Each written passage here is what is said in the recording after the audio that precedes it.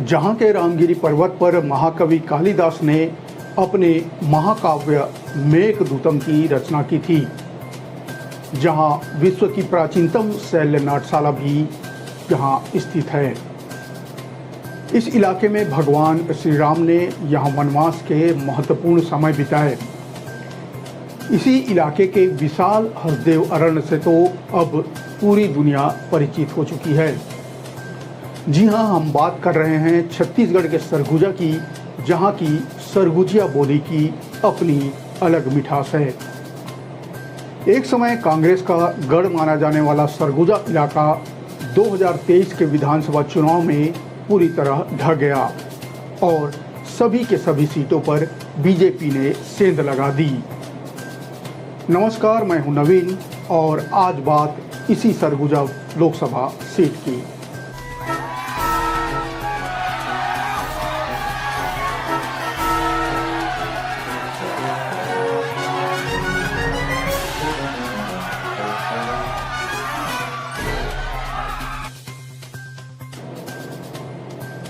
सरगुजा छत्तीसगढ़ का सबसे ठंडा क्षेत्र माना जाता है। सैलानी मैनपाट जैसी जगहों में भरी गर्मी में इसी ठंडक का एहसास करने हजारों की संख्या में आते हैं। लेकिन इस बार की गर्मी थोड़ी अलग है। इस बार सियासत की गर्मी सामान्य गर्मी नहीं है। इसमें राजनीति, सियासत का पारा भी चढ़ते उतरते देखा जा रहा है।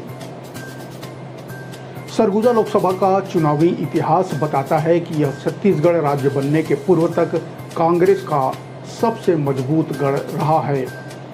लेकिन वर्तमान में सरगुजा भाजपा का गढ़ बन चुका है। सरगुजा में कमल लगातार खिलता जा रहा है और पंजे की पकड़ हर लोकसभा चुनाव में कमजोर होती चली गई है। सरगुजा की सियासत में राज परिवार का दखल और वर्चस्व पहले आम चुनाव से ही रहा है। वर्तमान में सरगुजा की सियासत में रियासत के महाराजा यानी THC देव ही हैं। हालांकि 2023 के विधानसभा चुनाव में खुद के संग समूचे क्षेत्र में कांग्रेस की करारी हार के बाद सियासी पिक्चर से एक तरफ सिंहदेव गायब से हैं। बावजूद इसके इलाके में कांग्रेस की राजनीति बाबा साहब के इर्द गिर्द ही घूमती है। वहीं भाजपा अब यहां पूर्व अध्यक्ष स्वर्गीय शिव प्रताप सिंह के बाद किसी एक चेहरे पर केंद्रित नहीं है। भाजपा के पास यहां मंत्री रामविचार नेताम, पूर्व केंद्रीय मंत्री रेणुका सिंह, पूर्व प्रदेश अध्यक्ष राम सेवक पैकरा जैसे कई आदिवासी चेहरे हैं। भाजपा ने इस सीट से संत गहिरा गुरु के बेटे चिंतामणि महाराज को टिकट दिया है। चिंतामणि महाराज का कुछ दिनों पहले ही कांग्रेस से मोह भंग हो गया था और उन्होंने बीजेपी का दामन थाम लिया था। चिंतामणि महाराज कंवर जाति से हैं। गुरु परिवार से होने के नाते सामाजिक रूप से क्षेत्र में मजबूत पकड़ रखते हैं। राजनीतिक रूप से भी अपनी पैठ अंचल में बना चुके हैं। राजनीति जीवन की शुरुआत उन्होंने भी भाजपा से ही की थी, लेकिन 2013 विधानसभा चुनाव से पहले भाजपा छोड़ कांग्रेस में शामिल हो गए थे। कांग्रेस के टिकट पर 2 बार अलग अलग विधानसभा क्षेत्रों से विधायक भी रहे हैं। बात करें 2013 में तो लुंडरा से और 2018 में सामरी से विधायक रहे हैं। लेकिन 2023 के चुनाव में टिकट कटने के बाद भाजपा में वापस चले गए और नतीजा ये रहा कि सरगुजा की सभी सीटें कांग्रेस बुरी तरीके से हार गई।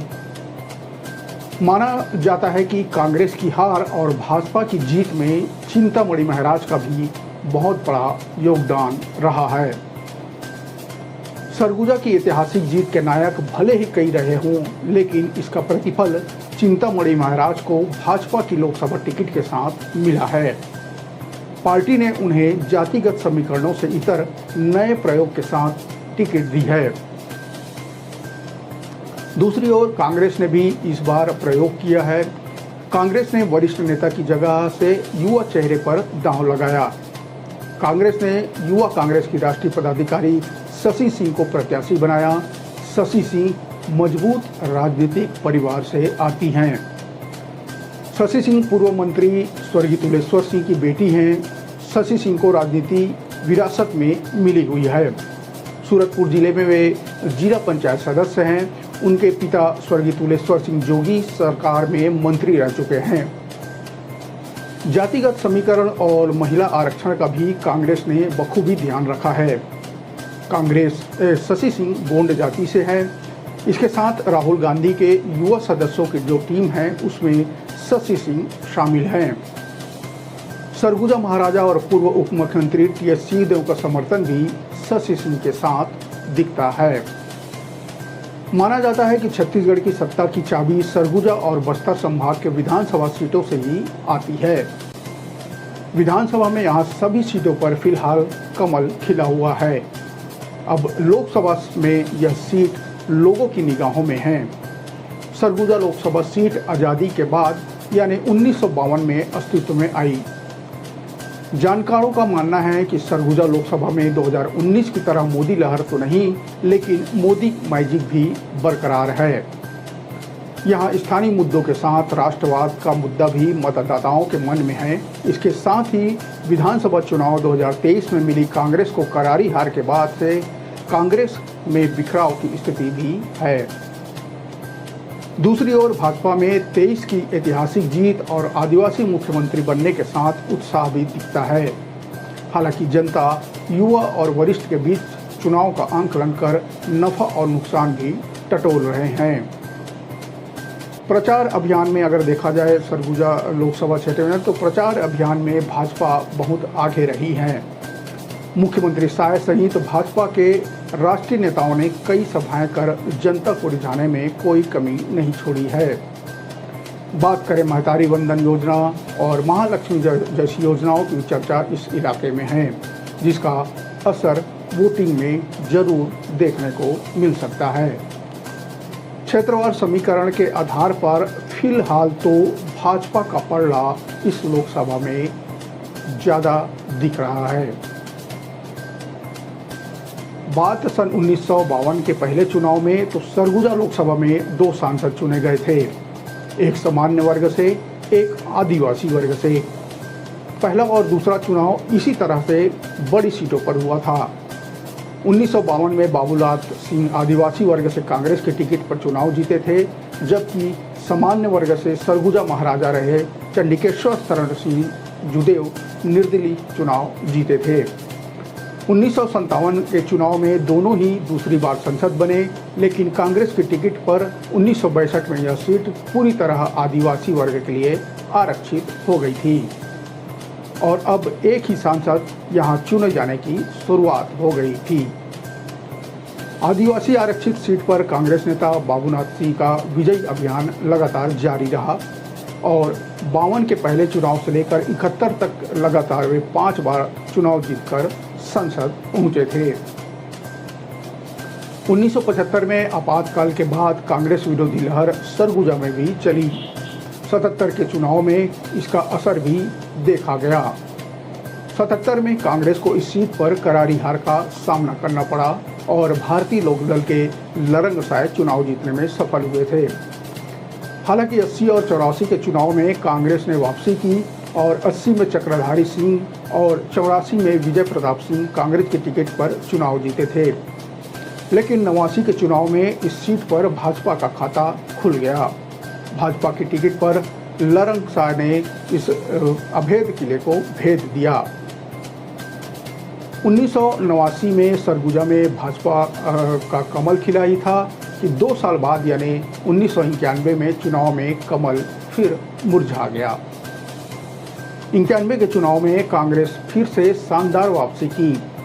कांग्रेस ने चेहरा बदला और खेल साय सिंह जीतकर संसद पहुंचे।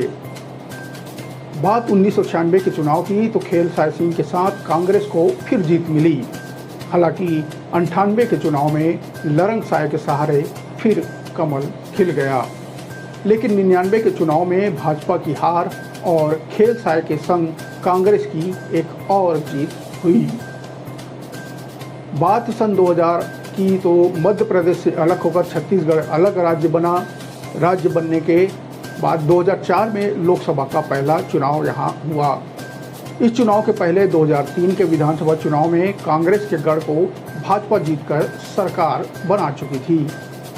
2004 के चुनाव के दौरान राज्य और केंद्र में दोनों में भाजपा की सरकार थी। इस तरह भाजपा हर दृष्टि से मजबूत स्थिति में थी। इसी का फायदा भाजपा को मिला और सरगुजा में अब की बार कमल ऐसा खिला कि वह मुरझा नहीं पाया। 2004 में सरगुजा से भाजपा के टिकट पर नंद कुमार साय चुनाव जीते और संसद पहुंचे। हालांकि 2004 में देश में कांग्रेस गठबंधन की सरकार बनी थी, लेकिन इसका असर 2009 के चुनाव में सरगुजा पर नहीं पड़ा और कमल खिलना जारी रहा। 2009 के चुनाव में भाजपा ने चेहरा बदला, लेकिन सरगुजा वासियों ने मन नहीं बदला। 2009 के चुनाव में भाजपा ने मुरारीलाल सिंह को टिकट दिया और वे भी जीतकर संसद पहुंचे। सन 2009 के बाद 2014 और 2019 में भाजपा प्रयोग करती चली रही और चेहरे में बदलाव भी जारी रहा। 2014 के चुनाव में कमल भान सिंह जीते तो 19 के चुनाव में पहली बार इस सीट से महिला सांसद के रूप में रेणुका सिंह जीती और संसद पहुंची। 1952 के पहले चुनाव से लेकर 2019 के चुनाव तक सरगुजा सीट में गोंड जाति का ही वर्चस्व रहा है, क्योंकि भाजपा और कांग्रेस दोनों ही पार्टी की ओर से इस जाति से टिकट दिया जाता रहा है। लेकिन 2004 के चुनाव से लगातार नए चेहरे को चुनाव में उतारने वाली भाजपा ने इस बार कंवर जाति से टिकट देकर सबको चौंका दिया है, क्योंकि आबादी के हिसाब से इस सीट पर गोंड जाति की बहुमत है। सरगुजा संसदीय क्षेत्र में विधानसभा की 8 सीटें आती हैं। 2023 के चुनाव में बीजेपी ने इन सभी सीटों पर जीत दर्ज की, जबकि 2018 के चुनाव में सभी 8 सीट कांग्रेस के पास थी। छत्तीसगढ़ राज्य बनने के बाद से अब तक कांग्रेस यह सीट नहीं जीत पाई है। 2018 में इस संसदीय क्षेत्र की सभी 8 सीटों पर जीत के बावजूद कांग्रेस 2019 का लोकसभा चुनाव हार गई थी। सरगुजा में कांग्रेस के वर्चस्व को लरंग साय ने खत्म किया था। बाबूलाल सिंह सरगुजा सीट से लगातार 5 बार सांसद चुने गए। वे 1952 से 1971 तक लगातार जीतते रहे। 1977 में उन्हें पहली बार हार का सामना करना पड़ा और लरंग साय और खेल साय सिंह ने इस सीट से 3 बार सांसद चुने गए हैं। खेल साय सिंह लगातार 2 चुनाव जीते थे, जबकि लरंग साय लगातार वो भी 2 चुनाव नहीं जीते थे। सरगुजा सीट पर शुरू से ही कांग्रेस का वर्चस्व रहा है। बाबूलाल सिंह कांग्रेस की टिकट पर लगातार जीत रहे थे। 1977 में पहली बार लरंग साय ने उन्हें चुनौती दी। साय 1977 में भारतीय लोकदल की टिकट पर चुनाव लड़े और बाबूनाथ सिंह को पटकनी दे दी। इसके बाद 1980 में लरंग साय हार गए। लरंग साय 1989 और 1998 में बीजेपी के टिकट पर सांसद चुने गए थे। कांग्रेस के खेल साय सिंह ने 1991, 96 और 98 में इस सीट का प्रतिनिधित्व किया था। बाद 2019 में तो भाजपा प्रत्याशी रही रेणुका सिंह जीती थी। रेणुका सिंह ने कांग्रेस प्रत्याशी और 3 बार सांसद रहे वरिष्ठ कांग्रेस नेता खेल साय सिंह को 1.5 लाख से अधिक मतों से हराया था। रेणुका सिंह को जहां 6,63,711 वोट मिले थे, जबकि खेल साय सिंह को 5,05,338 वोट वहीं तीसरे नंबर पर नोटा रहा था, जिसके हिसाब से 29,000 वोट आए थे। गोंडवाना गणतंत्र प्रत्याशी आशा देवी 24,000 मतों के साथ चौथे नंबर पर रही थी। इसके साथ ही बसपा प्रत्याशी को 18,000 मत प्राप्त हुए थे।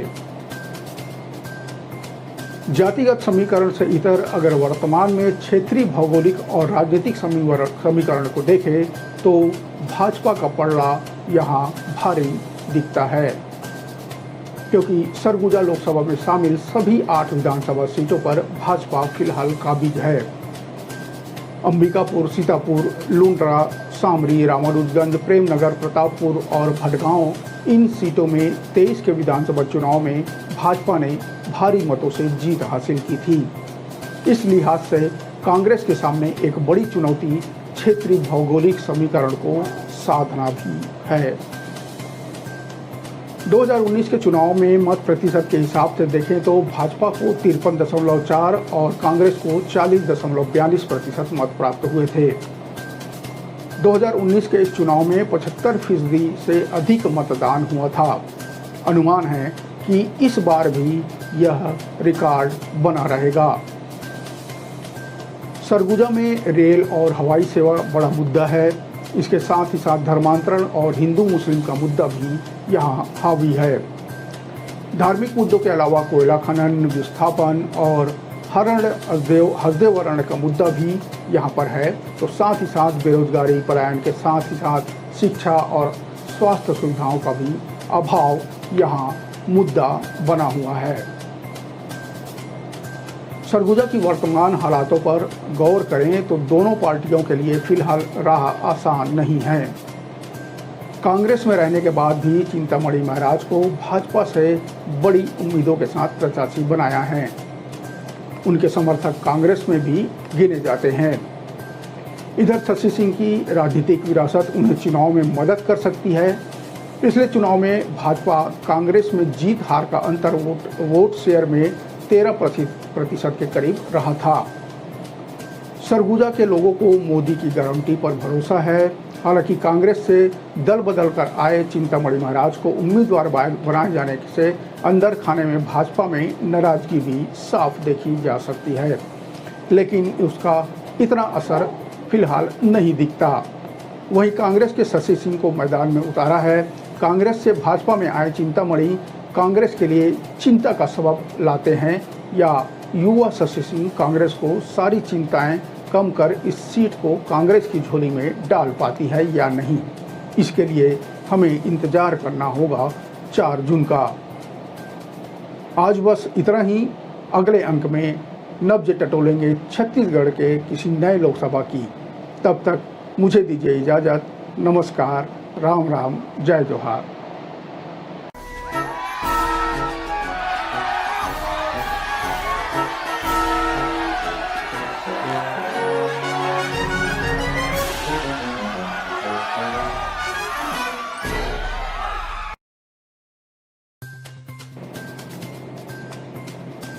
छत्तीसगढ़ की वह सीट जहां बसपा के संस्थापक काशीराम उत्तर प्रदेश से यहां आकर निर्दलीय चुनाव लड़े, जहां भाजपा से दिलीप सिंह जैसे दिग्गज नेता 2 बार चुनाव लड़ चुके हैं।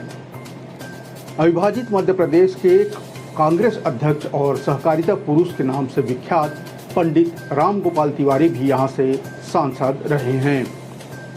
वहीं 2004 में पूर्व प्रधानमंत्री अटल बिहारी वाजपेयी की भतीजी करुणा शुक्ला भी यहां से चुनाव लड़कर जीत चुकी है।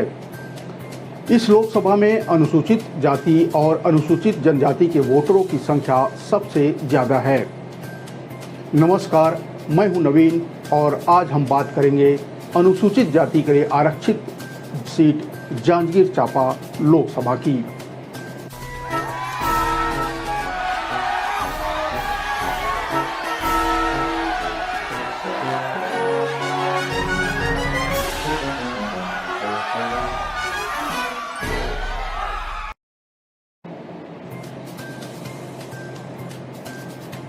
छत्तीसगढ़ की सबसे महत्वपूर्ण सीटों में से एक मानी जाने वाली जांजगीर चांपा अनुसूचित जाति के लिए आरक्षित सीट है। अनुसूचित जाति वर्ग के 25% और अनुसूचित जनजाति वर्ग के मतदाताओं की संख्या लगभग 11.6% के करीब इस लोकसभा सीट में है। ये हर चुनाव में निर्णायक भूमिका में रहते हैं। इसका कारण ये भी है कि ये मतदाता एक तरफा वोट करते आए हैं। यहाँ पर ओबीसी वोटरों की भी 42% संख्या है। यहाँ की सभी 8 विधानसभा सीटों पर इस समय कांग्रेस के विधायक काबिज हैं। इस लिहाज से कांग्रेस यहाँ बीजेपी के मुकाबले थोड़ा ज़्यादा मजबूत दिखती है। लेकिन एक सच ये भी है कि जांजगीर लोकसभा सीट पिछले 20 सालों से बीजेपी के कब्जे में है। इस बार कांग्रेस ने पूर्व मंत्री शिव कुमार डहरिया को अपना प्रत्याशी बनाया है। तो वहीं बीजेपी ने यहां नई महिला प्रत्याशी कमलेश जांगड़े को मैदान में उतारा है। जांजगीर लोकसभा सीट में 1984 में पहली बार भाजपा ने इस पर अपना पैर जमाना शुरू किया। इससे पहले भारतीय जनसंघ के रूप में पार्टी 5 बार दूसरे स्थान पर रही। भाजपा के कद्दावर नेता दिलीप सिंह ने पहली बार 1989 में पार्टी का यहां से खाता खोला और कांग्रेस के प्रभात मिश्रा को हरा दिया। अगली बार यानी 1991 में कांग्रेस पार्टी के भवानी लाल वर्मा ने दिलीप सिंह को पटकनी दे दी। हालांकि 1996 में मनहर लाल पांडे और 2004 में करुणा शुक्ला ने पार्टी को जीत दिलाई। तब से लेकर अब तक लगातार यह सीट भाजपा के खाते में ही है।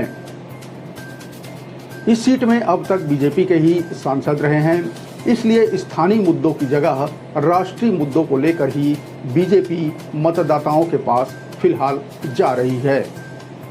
आम जन की माने तो पूर्व सांसदों का कोई उल्लेखनीय कार्य भी यहां बताने के लिए नहीं है, ऐसा आम लोगों की प्रतिक्रिया है। हालांकि कांग्रेस की महालक्ष्मी योजना के वादों का पोस्टर देखने को इलाके में जरूर मिलता है, लेकिन पार्टी के वादों को घर घर तक बताने के लिए कार्यकर्ता दिखाई कहीं नहीं दे रहे हैं। जांजगीर लोकसभा क्षेत्र के कई बड़े कांग्रेसी नेता हाल फिलहाल बीजेपी में शामिल हो गए हैं। इनमें कांग्रेस के ही प्रदेश संयुक्त महासचिव इंजीनियर रवि पांडे की बात करें या कांग्रेस के पूर्व विधायक चुन्नीलाल साहू समेत कई नेता हैं जो बीजेपी में आकर अब बीजेपी के चुनाव प्रचार भी इलाके में कर रहे हैं। इसके अलावा राष्ट्रवाद, मोदी की गारंटी और वादों को लेकर बीजेपी यहां मजबूत नजर आ रही है। जांजगीर चांपा लोकसभा क्षेत्र से 1984 में बसपा के संस्थापक कांसीराम उत्तर प्रदेश से आकर यहां निर्दलीय चुनाव लड़े थे। हालांकि इस चुनाव में उन्हें महज 32,135 वोट मिले और उनका वोट प्रतिशत 8.81 ही रहा।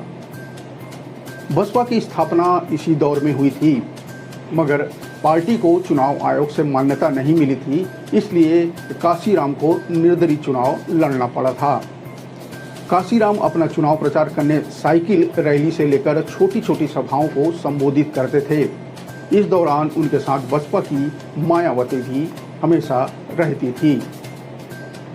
इस चुनाव के बाद से जिले में बहुजन आंदोलन की जड़ें मजबूत हुई। वोट हमारा, राज तुम्हारा नहीं चलेगा और अब न 85 धोखा खाओ, देश में अपना शासन लाओ, एक वोट और एक नोट जैसे नारे उस समय खूब चले थे। इससे आने वाले समय में पामगढ़ व जयजयपुर विधानसभा में बसपा के उम्मीदवार जीतते रहे। हालांकि इस बार के विधानसभा चुनाव में बसपा को एक भी सीट नहीं मिली है और उसके वोट कांग्रेस की तरफ डाइवर्ट हो गए। जांजगीर चांपा लोकसभा से अब तक 5 बार महिला उम्मीदवार जीतकर सांसद पहुंच चुकी है। इनमें 2 बार मिनी माता, 1 बार करुणा शुक्ला जो अटल बिहारी वाजपेयी जी की भतीजी हैं और 2 बार कमला देवी पाटले इस जांजगीर लोकसभा चुनाव से चुनाव जीत चुकी है। यह सीट प्रदेश की हाई प्रोफाइल सीटों में से एक माना जाता है। यहाँ भाजपा से दिलीप सिंह जैसे दिग्गज नेता 2 बार चुनाव लड़ चुके हैं। अविभाजित मध्य प्रदेश के कांग्रेस अध्यक्ष और सहकारिता पुरुष के नाम से विख्यात पंडित राम गोपाल तिवारी भी यहाँ से सांसद रह चुके हैं। वहीं 2004 में पूर्व प्रधानमंत्री अटल बिहारी वाजपेयी की भतीजी करुणा शुक्ला भी यहाँ से चुनाव लड़कर जीत चुकी है और संसद पहुँच चुकी है। भाजपा के दिलीप सिंह को इस लोकसभा में हार जीत दोनों क्षेत्र में जीत और हार का सामना करना पड़ा। साल 1989 के चुनाव में दिलीप सिंह ने कांग्रेस के प्रभात मिश्रा को पराजित किया था। जूदेव ने कांग्रेस उम्मीदवार को 98,893 वोटों से पराजित किया था। 1991 के मध्यावधि चुनाव में दिलीप सिंह को हार का सामना करना पड़ा। इस चुनाव में कांग्रेस के भवानी लाल वर्मा ने दिलीप सिंह को 29,425 वोट से पटकनी दे दी थी। पहला चुनाव जीतने के बाद जूदेव का क्षेत्र में दौरा कम होता था। इसलिए उन्हें जनता की नाराजगी झेलनी पड़ी और वो दूसरा चुनाव हार गए। जबकि पहले चुनाव में युवा मतदाता उनका रक्त तिलक लगाकर जगह जगह स्वागत करते दिखते थे। इतना ही नहीं, दिलीप चुंजुदेव की तरह मूछ रखना उन दिनों क्रेज हो गया था। साल 2004 से यह लोकसभा सीट लगातार भाजपा के खाते में ही है। इससे पूर्व इस सीट पर कांग्रेस का कब्जा था, मगर 20 साल से इस सीट को कांग्रेस भाजपा से अब तक छीन नहीं पाई है। पिछले चुनाव में कांग्रेस ने यहां रवि परसराम भारद्वाज और भाजपा ने गुहाराम अजगले को अपना उम्मीदवार बनाया था। इसमें गुहाराम अजगले को 5,72,790 वोट मिले, जबकि रवि परसराम भारद्वाज को 4,89,735 वोट मिले थे।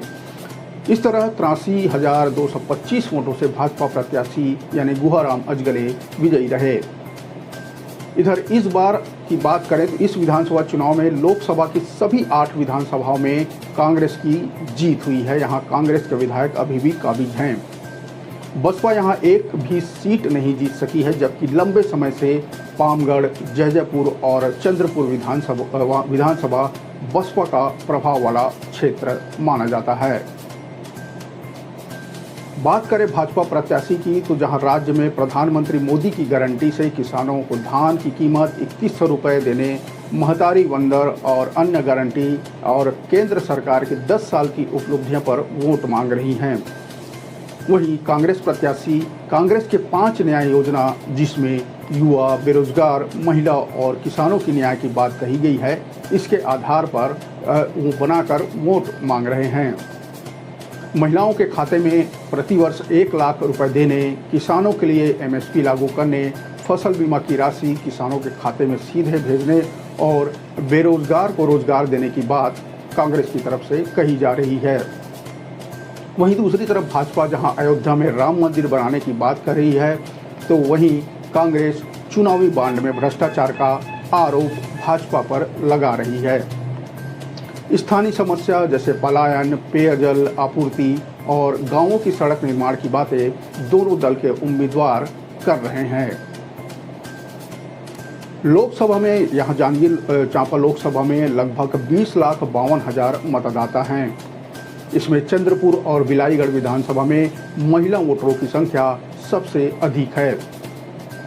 बात करें चंद्रपुर में तो 1,17,599 पुरुष और उतने ही लगभग 1,19,803 महिला मतदाता हैं। इसी तरह बिलाईगढ़ विधानसभा में 1,53,099 पुरुष और 1,53,589 महिला मतदाता हैं, जबकि कसडोल विधानसभा में महिला और पुरुष मतदाताओं में मात्र 58 का अंतर है। यहाँ 58 पुरुष मतदाता अधिक हैं। जांजगीर चांपा लोकसभा में सर्वाधिक मतदाता कसडोल विधानसभा क्षेत्र में आते हैं। यहाँ लगभग 3,68,136 मतदाता हैं। इनमें पुरुष मतदाता 1,84,096 और महिला मतदाता 1,84,038 हैं, जबकि सबसे कम मतदाता शक्ति विधानसभा में हैं। यहाँ लगभग 2,16,915 मतदाता हैं। लोकसभा चुनाव 2019 में कांग्रेस का वोट शेयर यहाँ लगभग 39.06% था, जबकि बीजेपी का वोट शेयर 46.03% था। बसपा को यहाँ 10.06% वोट मिले थे। बात करें हाल ही में हुए विधानसभा चुनाव में तो कांग्रेस का वोट शेयर इस लोकसभा में 45.09% था, जबकि बीजेपी का वोट शेयर 35.06% रहा। बसपा 10.07% में ही सिमट गई, जबकि साल 2018 के विधानसभा में उन्हें 25.01% मिले थे। इस तरह बसपा का जनाधार विधानसभा चुनाव में पिछले विधानसभा की अपेक्षा कम हुआ। जांजगीर लोकसभा बीजेपी का गढ़ माना जाता रहा है, लिहाजा इस बार भी इस सीट पर फतह हासिल करने के लिए बीजेपी आश्वस्त दिखती है। तो दूसरी तरफ कांग्रेस इस बार कांटे का मुकाबला मानते हुए अपनी जीत का दावा करते दिख रही है। भाजपा मोदी की गारंटी के भरोसे आश्वस्त नजर आ रही है, तो कांग्रेस 5 न्याय के चमत्कार से उम्मीद लगाए बैठी है। विधानसभा चुनाव में करारी हार के बाद कांग्रेस ने शिव डहरिया को यहां से उम्मीदवार बनाया है। कांग्रेस ने डहरिया को भाजपा के गढ़ में सेंध लगाने के आस से यहां मैदान में उतारा है। इस लोकसभा में भाजपा और कांग्रेस दोनों के दिग्गजों की चुनावी सभाएं हो चुकी है। दोनों ही सभाओं में लगभग एक सी ही भीड़ हमें देखने को मिली। यह भीड़ किस करवट बैठेगी, यानी वो किसके पक्ष में अपना मत देगी, इसका फैसला मतदान के दिन ईवीएम में कैद होने वाला है और जिसका परिणाम यानी रिजल्ट हमें 4 जून को देखने को मिलेगा। आज बस इतना ही। अगले अंक में चलेंगे छत्तीसगढ़ की किसी दूसरे लोकसभा सीट की नब्ज टटोलने। तब तक मुझे दीजिए इजाजत। नमस्कार, राम राम, जय जोहार।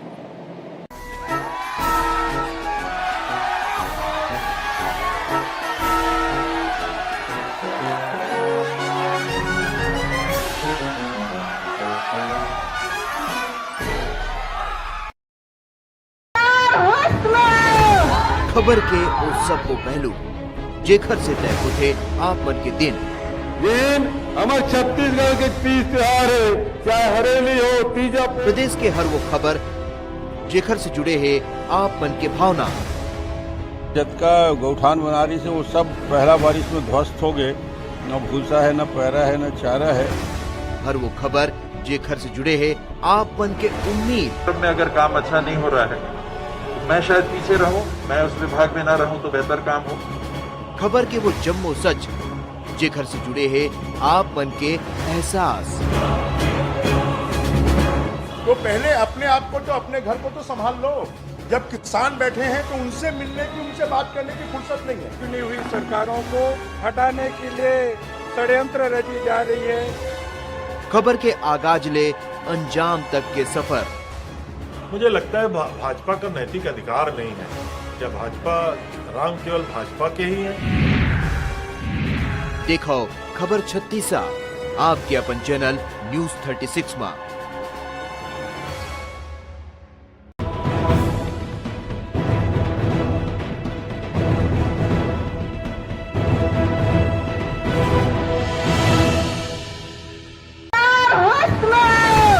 खबर के उस सबको पहलू जेखर से तय होते आप मन के दिन हमारे छत्तीसगढ़ के तीज त्योहार है, चाहे हरेली हो तीजा। प्रदेश के हर वो खबर जेखर से जुड़े है आप मन के भावना। जतका गौठान बनारी से वो सब पहला बारिश में ध्वस्त हो गए। न भूसा है, न पैरा है, न चारा है। हर वो खबर जेखर से जुड़े है आप मन के उम्मीद। में अगर काम अच्छा नहीं हो रहा है, मैं शायद पीछे रहूं, मैं उस विभाग में ना रहूं तो बेहतर काम हो। खबर के वो जम्मो सच जेखर से जुड़े हैं आप मन के एहसास। तो पहले अपने आप को तो अपने घर को तो संभाल लो। जब किसान बैठे हैं तो उनसे मिलने की, उनसे बात करने की फुर्सत नहीं है। चुनी हुई सरकारों को हटाने के लिए षड्यंत्र रची जा रही है। खबर के आगाज ले अंजाम तक के सफर। मुझे लगता है भाजपा का नैतिक अधिकार नहीं है। क्या भाजपा रंग केवल भाजपा के ही है? देखो खबर 36 आपके अपन चैनल न्यूज 36 में। इस बार बात छत्तीसगढ़ के उस लोकसभा सीट की जहां दोनों मुख्य पार्टी में महिलाओं के बीच मुकाबला है, यानी दीदी और भाभी के बीच, जिसके चलते यह Lok Sabha seat high profile seat बन चुकी है। यहां कांग्रेस को प्रदर्शन दोहराने और भाजपा को अपनी साख बचाने का पूरा दबाव है। पिछले लोकसभा चुनाव यानी 2019 में कांग्रेस की ओर से ज्योत्सना महंत चुनाव मैदान में थी और जीतकर सांसद भी बनी थी। वर्तमान में वे दोबारा इस सीट पर कांग्रेस की टिकट से चुनाव लड़ रही हैं, जबकि भाजपा की ओर से तेज तर्रार नेत्री सरोज पांडे चुनावी मैदान में हैं। हालांकि ये चुनाव ज्योत्सना महंत और भाजपा की सरोज पांडे के बीच नहीं है, बल्कि उनके पति और नेता प्रतिपक्ष चरणदास महंत और भाजपा की राष्ट्रीय महासचिव सरोज पांडे के बीच सीधा माना जा रहा है। नमस्कार, मैं हूं नवीन और इस बार बात करेंगे कोरबा लोकसभा सीट की।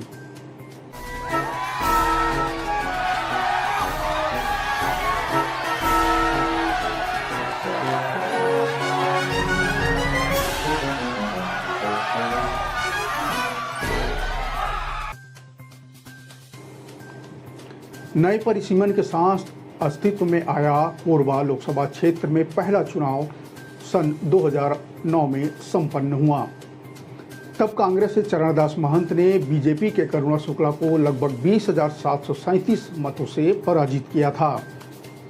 2009 के बाद 2014 में इस लोकसभा क्षेत्र से दूसरे लोकसभा चुनाव में कांग्रेस के चरणदास महंत को बीजेपी के डॉक्टर बंसीलाल महतो ने महज 4,265 मतों से शिकस्त दे दी थी।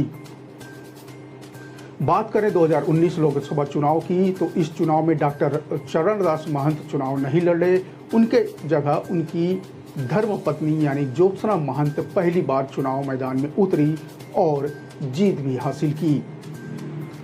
कोरबा लोकसभा से कांग्रेस ने एक बार फिर चरणदास महंत की पत्नी यानी ज्योत्सना महंत को ही अपना कैंडिडेट बनाया। 2019 में मोदी लहर थी, ऐसे में छत्तीसगढ़ में जिन 2 सीटों पर कांग्रेस आई थी उनमें एक कोरबा थी और एक बस्तर। पार्टी ने मोदी लहर में भी जीत कर आने वाली ज्योत्सना महंत को इसलिए भी टिकट दिया है। हालांकि ये चुनाव ज्योत्सना महंत और भाजपा की सरोज पांडे के बीच नहीं माना जा रहा है, बल्कि उनके पति और नेता प्रतिपक्ष चरणदास महंत और भाजपा की राष्ट्रीय महासचिव सरोज पांडे के बीच माना जा रहा है। इस बात में कोई शक नहीं कि इस क्षेत्र में कांग्रेस के सबसे बड़े नेता चरणदास महंत ही हैं। पिछली सरकार में वे विधानसभा अध्यक्ष की भूमिका में थे और उससे पहले कहीं न कहीं मुख्यमंत्री की रेस में भी थे। उनकी राजनीति को लोग इस तरह से देखते हैं कि वे कहते कुछ नहीं और कर सब कुछ जाते हैं। भूपेश बघेल अगर केंद्र में जाते हैं तो सबसे ताकतवर नेता के रूप में चरणदास महंत ही कांग्रेस में यानी छत्तीसगढ़ राज्य में कांग्रेस की तरफ से होंगे। सरोज पांडे भाजपा की राष्ट्रीय उपाध्यक्ष भी है। ऐसे में यहाँ भाजपा को अपनी साख बचाने की चिंता है। कोरबा भाजपा के लिए हारी हुई सीट है, इसलिए यहाँ भाजपा कांग्रेस के शीर्ष नेताओं के बीच भी प्रतिस्पर्धा देखने को मिल रही है। भाजपा की ओर से सरोज पांडे तीसरी बार लोकसभा चुनाव मैदान में हैं। इससे पहले सरोज पांडे दुर्ग नगर निगम की महापौर, विधायक और सांसद भी रही है। भाजपा में जहां सरोज को सम्मान के साथ दीदी पुकारा जाता है, वहीं कांग्रेस के वरिष्ठ नेता व नेता प्रतिपक्ष डॉक्टर चरणदास महंत की धर्मपत्नी होने के नाते ज्योत्सना महंत को कांग्रेस के कुछ कार्यकर्ता सम्मान के रूप में उन्हें भाभी कहकर पुकारते हैं। कोरबा लोकसभा क्षेत्र में कुल 4 जिलों के 8 विधानसभा क्षेत्र आते हैं, जिनमें कोरिया, एमसीबी जिले में बैकुंठपुर, मनेन्द्रगढ़ और भरतपुर सोरहत विधानसभा क्षेत्र के अलावा पेंड्रा जिले के मारवाही विधानसभा, जबकि कोरबा जिले के पाली, तानाखार, कटघोरा, रामपुर और कोरबा विधानसभा क्षेत्र शामिल हैं। कोरबा में 3 चुनाव व वर्तमान में जो चौथा चुनाव में बीजेपी हर बार प्रत्याशी बदलती रही है। पहले चुनाव में करुणा शुक्ला को मौका मिला, दूसरे चुनाव में बंसीलाल महतो को मौका दिया जो जीतकर भाजपा की झोली में ये सीट रखे थे। तीसरे चुनाव में फिर महतो को हटाकर ज्योतिनंद दुबे को मौका दिया गया और अब की बात करें यानी 2024 की बात करें तो चौथे चुनाव में सरोज पांडे को भाजपा ने अपना उम्मीदवार बनाया है। वहीं कांग्रेस की बात करें तो कांग्रेस लगातार महंत परिवार पर विश्वास कायम रखे हुए है। पहले 2 चुनाव में डॉक्टर चरणदास महंत लड़े और अब लगातार 2 चुनाव में उनकी पत्नी यानी ज्योत्सना महंत चुनाव मैदान में लड़ रही है। बता दें कि 2019 में चुनाव में ज्योत्सना महंत का मुकाबला करने वाले बीजेपी के ज्योतिनंद दुबे को चुनाव मैदान में भाजपा ने उतारा था, लेकिन एक बार फिर इस लोकसभा से कांग्रेस की जीत हुई थी और ज्योत्सना चरणदास महंत ने बीजेपी के ज्योतिनंद दुबे को 26,249 मतों से हरा दिया था। कोरबा लोकसभा सीट पर गोंडवाना गणतंत्र पार्टी को भी दरकिनार कभी नहीं किया जा सकता। गोंडवाना गणतंत्र पार्टी के वोटों से ही कोरबा सीट पर हार जीत का समीकरण बदलता रहा है। जब गोंडवाना गणतंत्र पार्टी को कम वोट मिले, कांग्रेस को निश्चित रूप से फायदा हुआ है।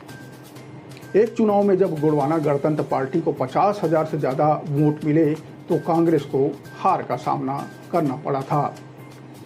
2 चुनाव में 40,000 से कम वोट गोंडवाना गणतंत्र पार्टी को मिले थे। इस चुनाव में कांग्रेस को जीत मिली थी। इसी तरह 2014 के चुनाव में गोंडवाना गणतंत्र पार्टी के बढ़े मतों की संख्या के कारण लगातार जीत हासिल करने में नाकाम हो गई थी। इस चुनाव में कांग्रेस ने मौजूदा सांसद डॉक्टर चरणदास महंत को रिपीट किया था, जबकि बीजेपी ने डॉक्टर बंसीलाल महतो को टिकट दी थी। डॉक्टर बंसीलाल महतो को 4,49,002 और डॉक्टर चरणदास महंत को 4,34,737 वोट मिले थे। इस तरह बीजेपी प्रत्याशी डॉक्टर महतो ने नजदीकी मुकाबले में डॉक्टर चरणदास महंत को यानी 4,265 वोटों के मामूली अंतर से पराजित कर दिया था। खास बात रही थी कि गोंडवाना गणतंत्र पार्टी ने इस चुनाव में 52,753 वोट हासिल किए थे और जो प्राप्त मत का आंकड़ा है, मतलब पिछले चुनाव से बढ़कर 3.71% हो गया था गोंडवाना गणतंत्र पार्टी के लिए, लिहाजा जिसका नुकसान कांग्रेस को हुआ। 2009 और 2014 के चुनाव में गोंडवाना गणतंत्र पार्टी के वोट में लगभग 20,000 की बढ़ोतरी हुई और कांग्रेस की गत चुनाव में 20,000 से अधिक वोटों की जीत 4,000 से ज्यादा वोटों की हार में तब्दील हो गई।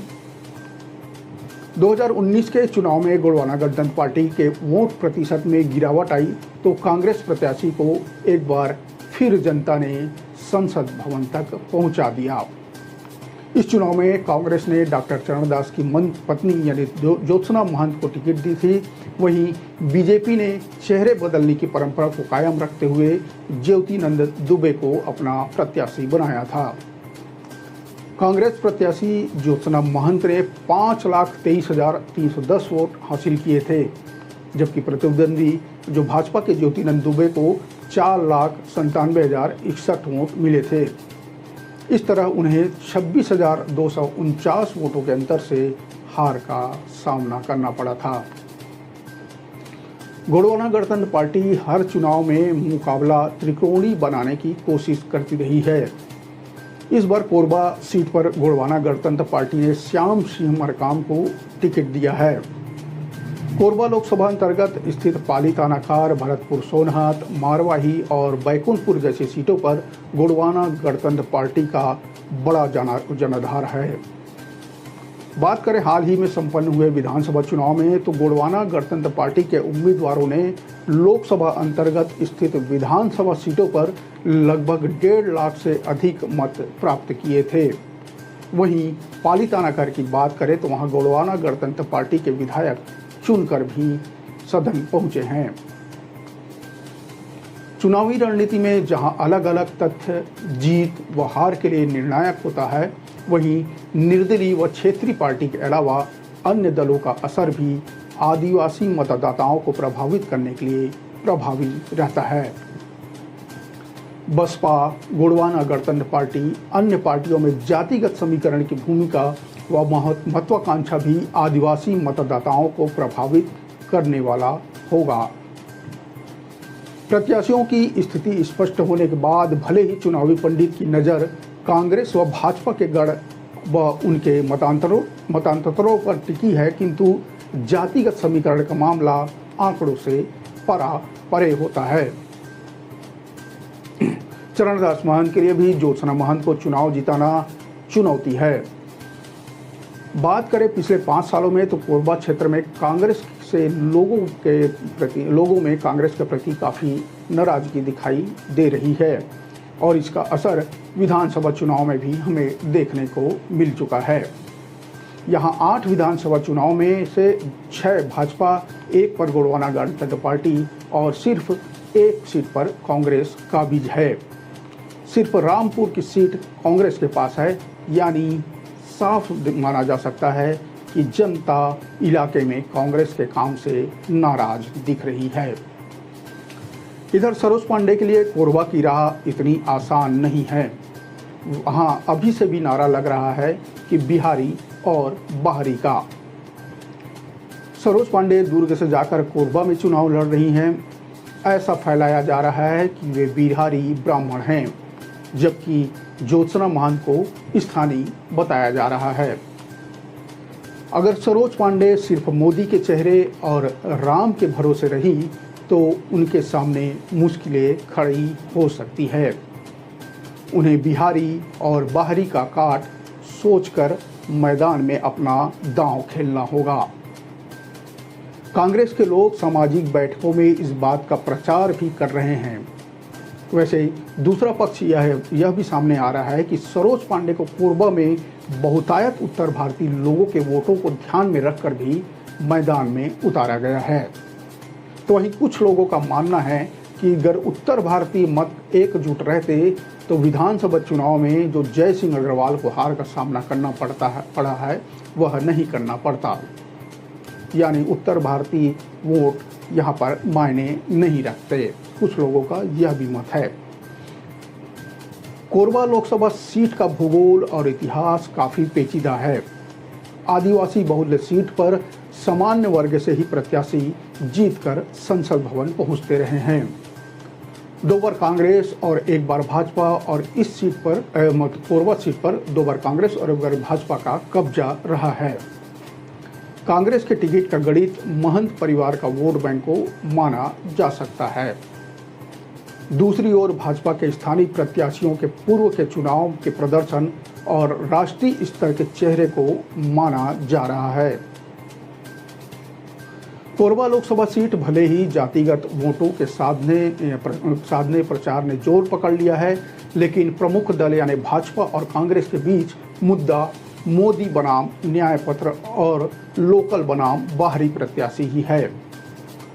भाजपा प्रत्याशी मोदी की गारंटी पूरी होने की गारंटी के साथ वोट मांग रहे हैं, तो कांग्रेस प्रत्याशी न्याय पत्र के मुद्दों को जनता के सामने रखकर वोटों की अपील करते दिख रहे हैं। स्थानीय मुद्दों के नाम पर दोनों प्रत्याशी एक दूसरे पर तीखा हमला कर रहे हैं। एक मौजूदा सांसद है तो दूसरी लोकसभा सीट की पालक सांसद। ऐसे में दोनों ही प्रत्याशी एक दूसरे की कमियां गिनाकर जनता के सामने अपना अपना दावा मजबूती के साथ रख रहे हैं। यह सामान्य लोकसभा सीट होने के बावजूद यहां आदिवासी मतदाताओं की भूमिका निर्णायक रहती है। कोरबा जिले के रामपुर, पाली थानाखार में राठिया, कंवर, पैंतरा, मंझवार, बिंझवार जनजातियों का दबदबा है। वहीं कोरबा के सुदूर वनांचलों में कोरवा, पंडो, बिरहोर, धनुहार, गोंड, कंवर जनजाति के मतदाता चुनाव मतदान में अपनी महत्वपूर्ण भूमिका निभाते हैं। मारवाही क्षेत्र एक तरह से कांग्रेस का गढ़ माना जाता है। तीसरे फेज यानी 7 मई को यहाँ मतदान होना है। फिलहाल दोनों मुख्य दलों के प्रत्याशी के प्रचार प्रसार और आरोप प्रत्यारोप का सिलसिला जैसे जैसे मतदान का दिन आते जा रहा है तेज हो चला है। वहीं गोंडवाना गणतंत्र पार्टी और बसपा भी कमर कसकर तैयार है। कोरबा लोकसभा का यह चौथा चुनाव है। 2 बार कांग्रेस और 1 बार बीजेपी के सर ताज सज चुका है। कांग्रेस निश्चित रूप से चाहेगी कि इस चुनाव में भी वो बीजेपी को पछाड़ दे, जबकि बीजेपी जीतकर मामले को बराबर यानी 50-50 करने की कोशिश में जुटी हुई है। लोग कह रहे हैं कि यह लड़ाई भाभी और दीदी के बीच नहीं, बल्कि भैया यानी चरणदास महंत और दीदी यानी सरोज पांडे के बीच ही है। बिहारी और बाहरी का तमगा लगने का फायदा सरोज पांडे को मिलता है या भाभी ज्योत्सना महंत को इस मुद्दे पर, या भाभी ज्योत्सना महंत इस मुद्दे पर बाजी मार जाएंगी। इसके लिए हमें इंतजार करना होगा 4 जून का यानी मतगणना के दिन का। आज बस इतना ही। अगले कड़ी में बात होगी छत्तीसगढ़ के किसी दूसरे लोकसभा क्षेत्र की। तब तक मुझे दीजिए इजाज़त। नमस्कार, राम राम, जय जोहार।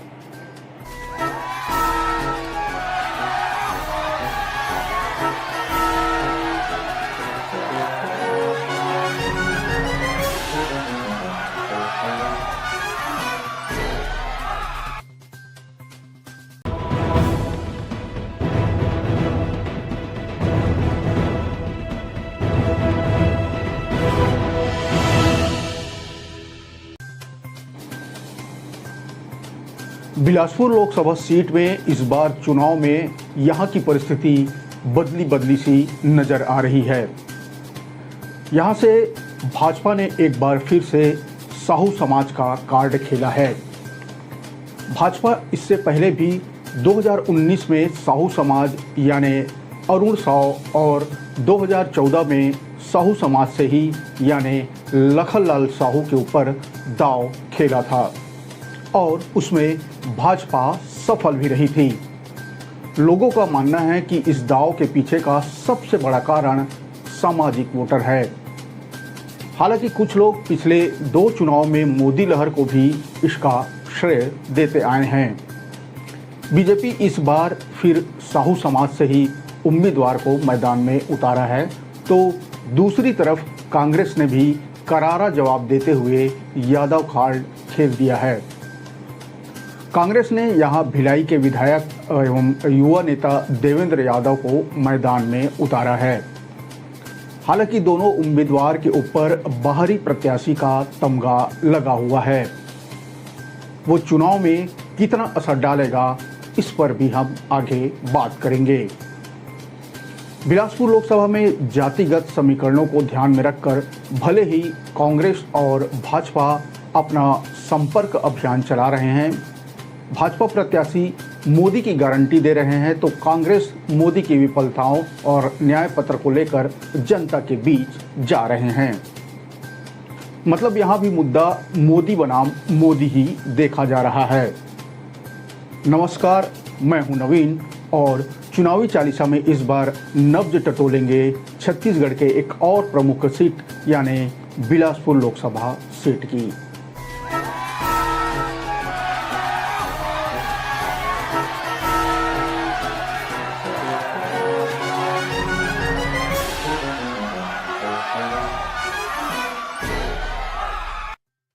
बिलासपुर लोकसभा सीट पर नजर डालें तो 2024 में तकरीबन 20 लाख वोटर यहां पर हैं। विभिन्न राजनीतिक दलों के अपने स्तर पर जो जातिगत आंकड़े प्रस्तुत किए गए हैं, अगर उसे माने तो इस लोकसभा सीट में आदिवासी वोटरों की संख्या सबसे ज़्यादा है। 2,65,000 के आंकड़े के साथ ही आदिवासी वोटर पहले नंबर पर हैं। इसके बाद 2,25,000 साहू समाज के वोटरों की संख्या बिलासपुर लोकसभा सीट पे है। वहीं 1,65,000 वोटरों के साथ यादव वोटर यहां तीसरे नंबर पर और कुर्मी समाज के वोटरों की संख्या 1,35,000 के आसपास है। इसके साथ ही साथ मरार समाज, पटेल, ब्राह्मण, सूर्यवंशी, सतनामी और अन्य वोटरों की संख्या है। हालांकि यहाँ समाजों के बीच यह खींचातान बने ही रहता है कि उनके समाज से ही इस लोकसभा क्षेत्र में सबसे ज़्यादा वोटर्स आते हैं। फिलहाल बिलासपुर लोकसभा सीट ओबीसी बाहुल्य सीट है, इसलिए भाजपा और कांग्रेस की नज़र ओबीसी वोटरों पर टिकी रहेगी। बात करते हैं बिलासपुर की, तो बिलासपुर लोकसभा से लगातार तीसरी बार प्रत्याशी का चेहरा भाजपा ने बदला है, लेकिन सामाजिक ताना बाना वही पुराना देखा जा रहा है। अब बात करें 2014 चुनाव की या 2019 या अब की यानी 2024 की, तो बीजेपी ने साहू समाज पर ही भरोसा जताया है और पिछले 2 चुनाव में भी यह भरोसा 16 आने बीजेपी के लिए सच साबित हुआ। दोनों ही प्रत्याशी यानी लखनलाल साहू और अरुण साहू ने अच्छे खासे वोट से ये सीट जीती थी, यहाँ फतह हासिल की थी। लेकिन बावजूद इसके इनमें से रिपीट किसी को भाजपा ने नहीं किया।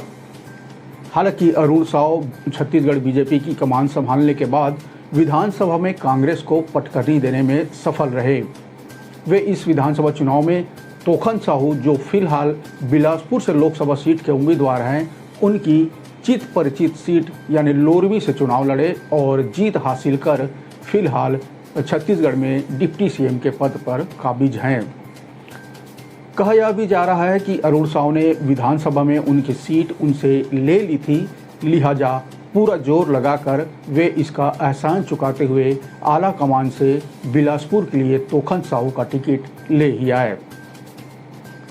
हालांकि विधानसभा चुनाव में बीजेपी के शानदार जीत के बाद बिलासपुर के कद्दावर नेता यानी पूर्व मंत्री अमर अग्रवाल को साय मंत्रिमंडल में जगह नहीं मिलने पर यह कयास लगाए जा रहे थे कि उन्हें लोकसभा में बिलासपुर से टिकट दी जा सकती है। पर इन सब कयासों पर विराम उस समय लग गया जब तोखन साहू के नाम पे मुहर लगी। पार्टी के ही कुछ लोग दबी जुबान में इसे अरुण साव की अंदरूनी रणनीति का जीत बताते आ रहे हैं। बहरहाल इस बार फिर साहू समाज से यानी पूर्व विधायक तोखन साहू को मैदान में उतारने से अंदरूनी तौर पर बीजेपी के लिए कुछ न कुछ संकट पैदा करने वाला जरूर साबित होगा। लगातार तीसरी बार साहू समाज को तवज्जो देने से यहाँ के कुछ समाज प्रमुख खासे नाराज भी चल रहे हैं। खासकर सबसे ज्यादा वोटरों यानी चौथे पायदान पर काबिज कुर्मी समाज के बीच जो बातें निकल कर सामने आ रही है वह बीजेपी के फेवर में कतई नहीं दिखती।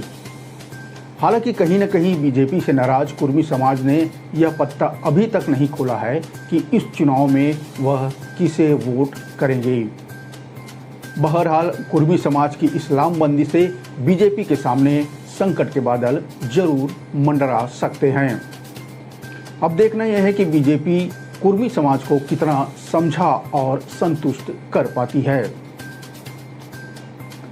दूसरी तरफ बात करें तो यादव वोटरों को साधने के लिए कांग्रेस ने भिलाई के युवा विधायक देवेंद्र यादव को यहां से मैदान में उतारा है।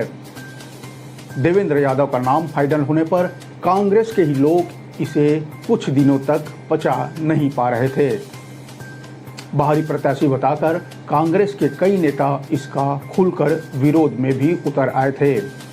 कुछ कांग्रेसी तो जो बिलासपुर कांग्रेस भवन के बाहर विरोध में आमरण अनशन में भी बैठ गए थे। देवेंद्र यादव का नाम फाइनल होने से पहले एक और नाम बिलासपुर लोकसभा के लिए कांग्रेस की तरफ से जोरों शोरों से चल रहा था। वह नाम था विष्णु यादव का। लगभग बिलासपुर के कांग्रेसी भी इस नाम पर अंतिम मुहर लगने की उम्मीद जता चुके थे, पर दिल्ली से आई लिस्ट में देवेंद्र यादव का नाम देख पैरों तले जमीन खिसक गई, जिसके बाद खुद विष्णु यादव इसे लेकर जोर शोर से विरोध में उतर आए, पर उनकी सुनवाई कहीं नहीं हुई और वे दुखी मन से ही सही कांग्रेस को कोसते हुए बीजेपी में शामिल हो गए। बिलासपुर के खुन्नस खाए कांग्रेसियों और कोयला घोटाले की आंच देवेंद्र यादव को कितना झुलसा पाती है, यह भी देखने वाली बात है। बिलासपुर सीट पर लोकसभा चुनाव को देखते हुए भाजपा के लिए कोटा और मस्तूरी विधानसभा टेढ़ी खीर साबित हो सकती है। दोनों विधानसभा में कांग्रेस के विधायक हैं, जिसमें कोटा आदिवासी बहुल विधानसभा है और दूसरा मस्तूरी एससी बहुल क्षेत्र है। इन दोनों विधानसभाओं में दोनों जाति के मतदाता अधिक संख्या में हैं। इस समय यही दो जाति है जो भाजपा के लिए सबसे बड़ी मुसीबत खड़ी कर सकती है। ऐसा माना जा रहा है कि जितने वोट विधानसभा चुनाव में कांग्रेस को मिले हैं, उतने वोट लोकसभा में मिलेंगे तो भाजपा के बराबरी पर कांग्रेस आ जाएगा। लेकिन ये दोनों विधानसभा के वोट कांग्रेस के पक्ष में आए तो कांग्रेस जीत भी सकती है। देखा जाए तो बाकी विधानसभा में कांग्रेस का वोट प्रतिशत खराब नहीं था, लेकिन इन दो विधानसभाओं में भाजपा को काफी नुकसान हुआ है। यदि ऐसा हुआ तो भाजपा के लिए बिलासपुर सीट जितना आसान कतई नहीं होने वाला है। बिलासपुर लोकसभा सीट पिछले 26 सालों से भाजपा के पाले में ही आता रहा है, लेकिन इस बार चुनावी गणित और लोकसभा क्षेत्र के बाहर के उम्मीदवार के आने पर अब दोनों ही पार्टी के बीच कांटे की टक्कर मानी जा रही है। वैसे तो इस सीट पर दोनों ही उम्मीदवार पिछड़े वर्ग के हैं, लेकिन साहू और यादव समाज से मिले दोनों उम्मीदवार को जीत और हार पर संशय बना हुआ है। बिलासपुर लोकसभा में 8 विधानसभा आते हैं, जिनमें फिलहाल 6 पर भाजपा तो 2 पर कांग्रेस काबिज है। लेकिन यह भी कहा जा रहा है कि यदि कांग्रेस 8 विधानसभा में मिले वोट और मस्तूरी और कोटा विधानसभा के आदिवासी और सतनामी समाज के मतदाताओं को अपने पक्ष में वोट करने पर राजी कर ले, तो यह सीट कांग्रेस के खाते में आ सकती है। कोटा विधानसभा में लगभग 45% मतदाता आदिवासी हैं। इसी तरह मस्तूरी विधानसभा की बात करें तो यहाँ SC आरक्षित सीट है। यहाँ भी 70% SC समाज के मतदाता हैं और इस समय दोनों ही विधानसभा में कांग्रेस के विधायक फिलहाल काबिज हैं। बिलासपुर लोकसभा के 8 विधानसभा में लगभग 20 लाख मतदाता हैं। इनमें पिछले विधानसभा चुनाव यानी 2023 की जो विधानसभा चुनाव थे उसमें 11.5 लाख मतदाताओं ने मतदान किया था। इनमें 5.5 लाख वोट कांग्रेस को मिले, जबकि 6.5 लाख वोट भाजपा को मिले हैं। लेकिन विधानसभा और लोकसभा चुनाव के अलग अलग बात है। इसमें परिस्थितियां बदल जाती हैं और मुद्दे भी बदल जाते हैं। जैसे कि विधानसभा चुनाव में स्थानीय और प्रदेश स्तर के मुद्दे होते हैं, वहीं लोकसभा चुनाव में देश के मुद्दे हावी रहते हैं। मुद्दों की वजह से कई बार मतदाता लोकसभा और विधानसभा चुनाव में अलग अलग पार्टी को वोट देते हैं। यदि इस बार विधानसभा में मिले वोट की बात करें तो कांग्रेस ने 2023 के विधानसभा चुनाव में 5.5 लाख वोट पाए, जिसमें 2 विधानसभा में आदिवासी और SC बहुल विधानसभा है। ऐसे में यदि कांग्रेस इन मतदाताओं को अपने पक्ष में कर ले तो कांग्रेस जीत सकती है। लेकिन अब तक का जो चुनावी समीकरण बन रहा है, इसमें दोनों ही पार्टी के बीच कांटे की टक्कर जरूर दिख रही है। 1951 से 2019 तक बिलासपुर लोकसभा सीट पर कुल 15 चुनावों में से 7 बार कांग्रेस और 8 बार भाजपा जीत चुकी है। यानी यदि इस बार कांग्रेस जीती तो भाजपा के साथ उसकी जीत हार का हिसाब बराबर हो जाएगा। बता दें कि 2019 में भाजपा प्रत्याशी और मौजूदा डिप्टी CM अरुण साव ने कांग्रेस के अटल श्रीवास्तव को 1,41,763 वोटों से शिकस्त दी थी। साल 2019 के चुनाव में बिलासपुर लोकसभा सीट से 25 प्रत्याशी चुनाव मैदान में थे। 16 प्रत्याशियों के हिसाब से चुनाव कराने के लिए हर एक वीवीपैट के साथ 2 बैलेट यूनिट और 1 नोटा यूनिट भी लगानी पड़ी थी। इस बार 37 प्रत्याशी बिलासपुर लोकसभा चुनाव के मैदान में हैं, इसलिए 3 बैलेट यूनिट लगानी पड़ेगी। इस तरह पोलिंग पार्टियों को थैले का बोझ और बढ़ाने वाला होगा। बैलेट यूनिट की संख्या बढ़ाने के साथ ही कमीशनिंग और रैंडमाइजेशन का काम भी बढ़ जाएगा। भले ही इस बार 37 प्रत्याशी मैदान में हैं, लेकिन बिलासपुर लोकसभा में मुख्य मुकाबला अभी भी भाजपा और कांग्रेस यानी तोखन साहू और देवेंद्र यादव के बीच ही माना जा रहा है। ओबीसी बहुल क्षेत्र होने के कारण जातिगत समीकरणों को दोनों मुख्य पार्टियों ने बखूबी सेट कर लिया है। पर यहाँ साहू यादवों के बीच इस बार कुर्मी समाज के वोटरों की दशा और दिशा भी इस सीट पे निर्णायक भूमिका निभाएगी। भाजपा की पारंपरिक सीट माने जाने वाली इस बिलासपुर लोकसभा में इस बार कांग्रेस भेद लगा पाती है या नहीं, इसके लिए हमें इंतजार करना होगा 4 जून का। लोकतंत्र के इस महापर्व में आपका और आपके परिवार के हर मतदाताओं का एक एक मत बहुत कीमती है। मतदान के दिन घर से बाहर निकलिए और इस महापर्व में जरूर हिस्सा लीजिए, वोट जरूर कीजिए। आज बस इतना ही, मुझे दीजिए इजाज़त। अगले अंक में चलेंगे छत्तीसगढ़ के किसी नए लोकसभा का नब्ज टटोलने। राम राम, जय जोहार।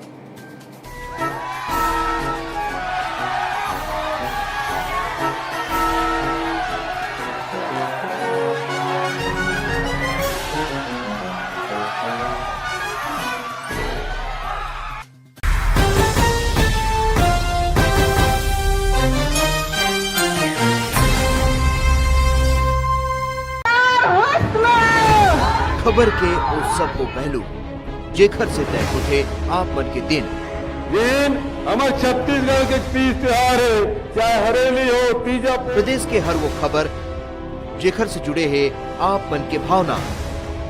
जतका गौठान बनारी से वो सब पहला बारिश में ध्वस्त हो गए। न भूसा है, न पैरा है, न चारा है। हर वो खबर जेखर से जुड़े हैं आप मन के उम्मीद। सब में अगर काम अच्छा नहीं हो रहा है तो मैं शायद पीछे रहूं, मैं उस विभाग में ना रहूं तो बेहतर काम हो। खबर के वो जम्मो सच जेखर से जुड़े हैं आप मन के एहसास। तो पहले अपने आप को तो अपने घर को तो संभाल लो। जब किसान बैठे हैं तो उनसे मिलने की, उनसे बात करने की फुर्सत नहीं है। चुनी हुई सरकारों को हटाने के लिए षड्यंत्र रची जा रही है। खबर के आगाज ले अंजाम तक के सफर। मुझे लगता है भाजपा का नैतिक अधिकार नहीं है। क्या भाजपा राम केवल भाजपा के ही है? देखो खबर 36 आपके अपन चैनल न्यूज 36 में।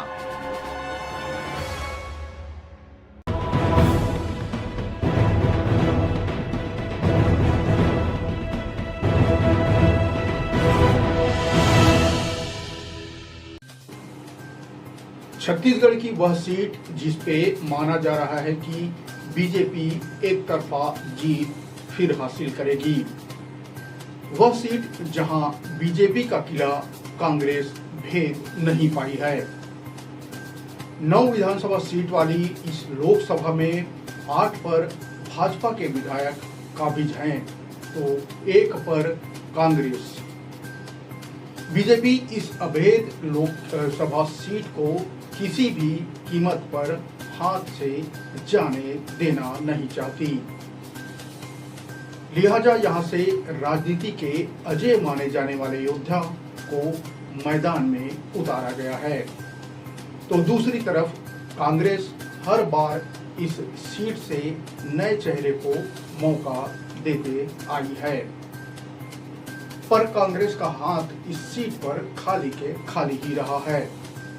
क्या इस बार कांग्रेस भाजपा के इस अभेद किले को भेद पाएगी? क्या कांग्रेस इस बार राजनीति के अजय योद्धा को पटकनी देने में सफल हो पाएगी? नमस्कार, मैं हूं नवीन और इस बार हम बात करेंगे छत्तीसगढ़ के राजधानी रायपुर लोकसभा सीट के बारे में।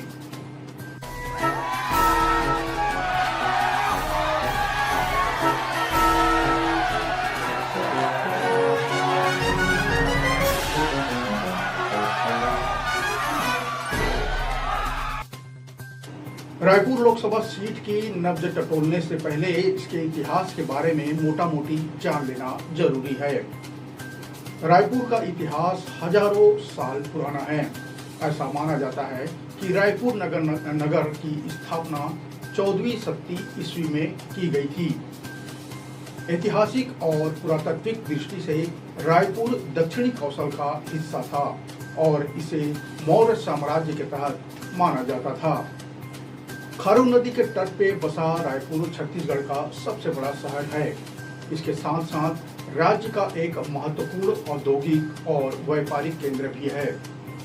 राजधानी रायपुर देश दुनिया के हवाई और रेल सेवाओं से जुड़ा हुआ है। रायपुर को व्यापार के लिए देश के सबसे अच्छे शहरों में से एक माना जाता है। छत्तीसगढ़ के विभाजन के पूर्व रायपुर मध्य प्रदेश राज्य का अंग था। रायपुर खनिज संपदा से भरपूर है। यह देश के स्टील एवं लोहे के बड़े बाजारों में से एक है।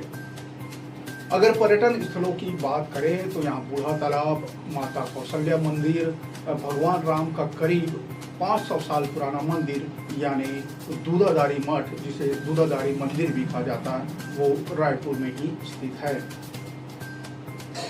छत्तीसगढ़ की रायपुर लोकसभा सीट काफी महत्वपूर्ण सीट मानी जाती है। रायपुर छत्तीसगढ़ की राजधानी है। खारून नदी के तट पर बसा रायपुर छत्तीसगढ़ का सबसे बड़ा शहर है। रायपुर लोकसभा सीट 1952 में पहली बार अस्तित्व में आई थी। यहां से मौजूदा सांसद भारतीय जनता पार्टी के सुनील कुमार सोनी हैं।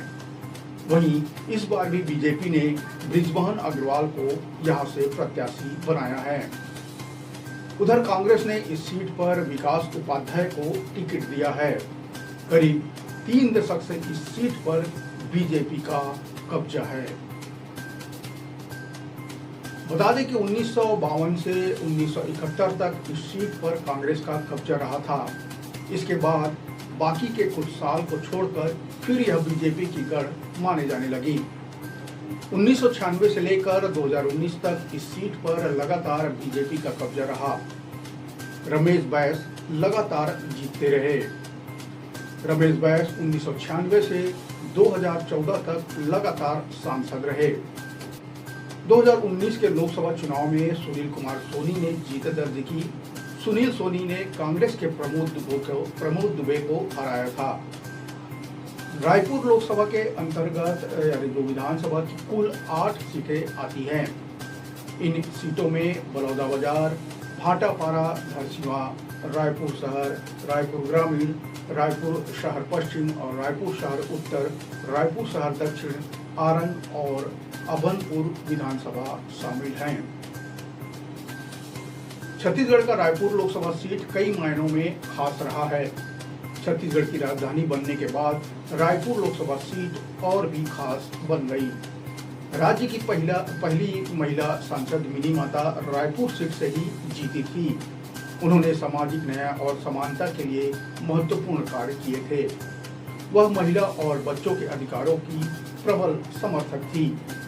वे गरीबी और अशिक्षा के खिलाफ लड़ने के लिए प्रतिबद्ध थी। लोकसभा चुनाव के चुनावी रण में रायपुर सीट का इतिहास बेहद रोचक भरा है।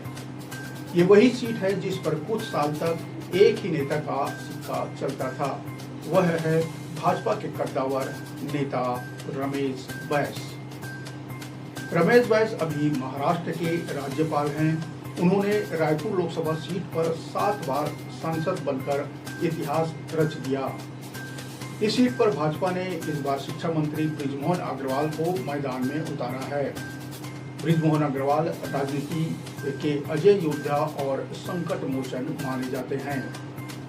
रायपुर दक्षिण विधानसभा सीट से वह लगातार 8 बार के विधायक हैं। उनके सामने में चुनाव जीतने से ज्यादा लीड को लेकर जीत की चुनौती है। साथ ही रमेश बैस जैसे ही अब सांसदी में भी रिकॉर्ड बनाने की चुनौती होगी। रायपुर के जनता के बीच कुछ इसी तरह की चर्चा गर्म है कि बृजमोहन इस सीट को जीतने और बड़ी लीड पाने की मशक्कत कर रहे हैं। कांग्रेस ने इस सीट पर युवा नेता व पूर्व विधायक विकास उपाध्याय पर दांव खेला है। वहीं कांग्रेस की सीट पर चुनाव लड़ रहे विकास उपाध्याय पहली बार रायपुर लोकसभा सीट से कांग्रेस प्रत्याशी के रूप में अपनी किस्मत आजमा रहे हैं। वे कांग्रेस के 5 न्याय और 25 गारंटी को लेकर जनता के बीच पहुंच रहे हैं। साल 2018 में विकास पहली बार रायपुर पश्चिम से विधायक बने। 3 बार के बीजेपी विधायक रहे राजेश मूणत को करारी शिकस्त दी थी। विधानसभा चुनाव 2023 में राजेश मूणत ने उन्हें हराकर इस सीट पर अपना कब्जा वापस ले लिया। राजनीतिक अनुभव के मुकाबले बृजमोहन का अनुभव विकास के तुलना में कहीं अधिक है, मगर राजनीतिक विशेषज्ञों का मानना है कि रण चाहे जो भी हो, कहीं भी हो, अपने सामने लड़ रहे व्यक्ति को कमजोर नहीं माना जाना चाहिए। शायद इसी फार्मूले को मानते हुए भाजपा के बृजमोहन अग्रवाल और उनकी टीम ने रायपुर सीट पर पूरी ताकत झोंक दी है। न सिर्फ रायपुर में बल्कि संपूर्ण छत्तीसगढ़ में भाजपा विकास की लहर से चुनाव लड़ रही है।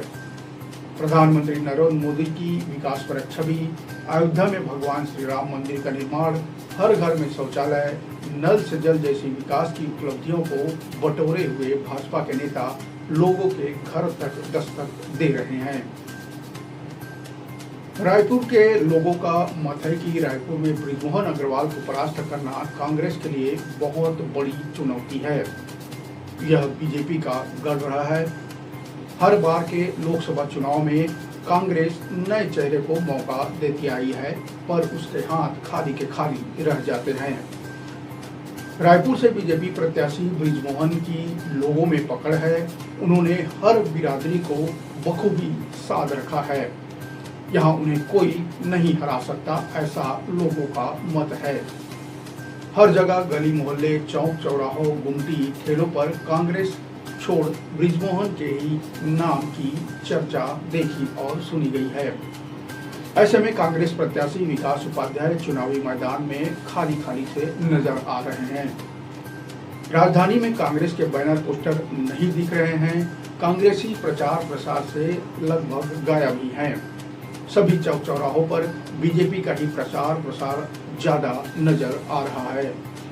वहीं कांग्रेस के कुछ कार्यकर्ता दबी जुबान में कहते दिखे हैं कि प्रत्याशियों के पास पैसे नहीं हैं चुनाव लड़ने के लिए, इसलिए वो तन से तो लड़ रहे हैं पर मन से हार मान चुके हैं, क्योंकि कांग्रेस के अकाउंट फ्रीज हो चुके हैं।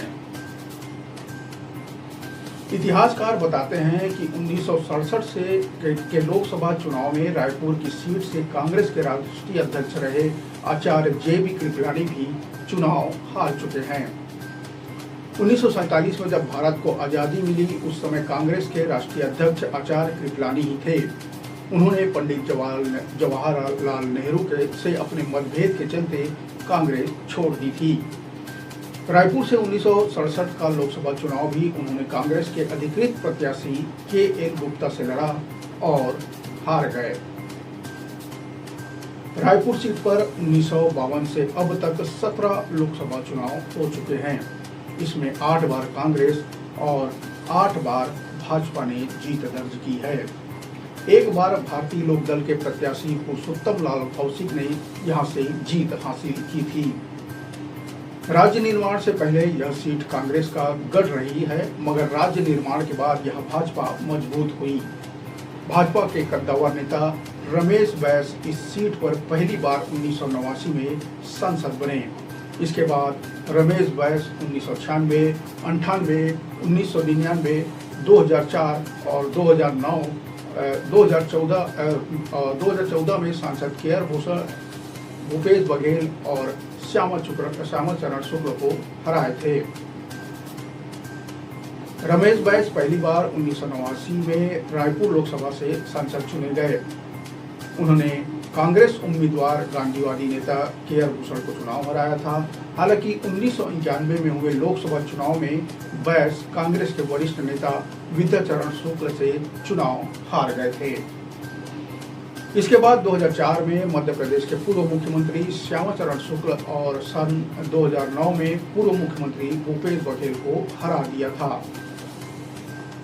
प्रधानमंत्री इंदिरा गांधी की सरकार में सूचना एवं प्रसारण मंत्री रहे विद्याचरण शुक्ल को रायपुर लोकसभा सीट से ही पहचान मिली।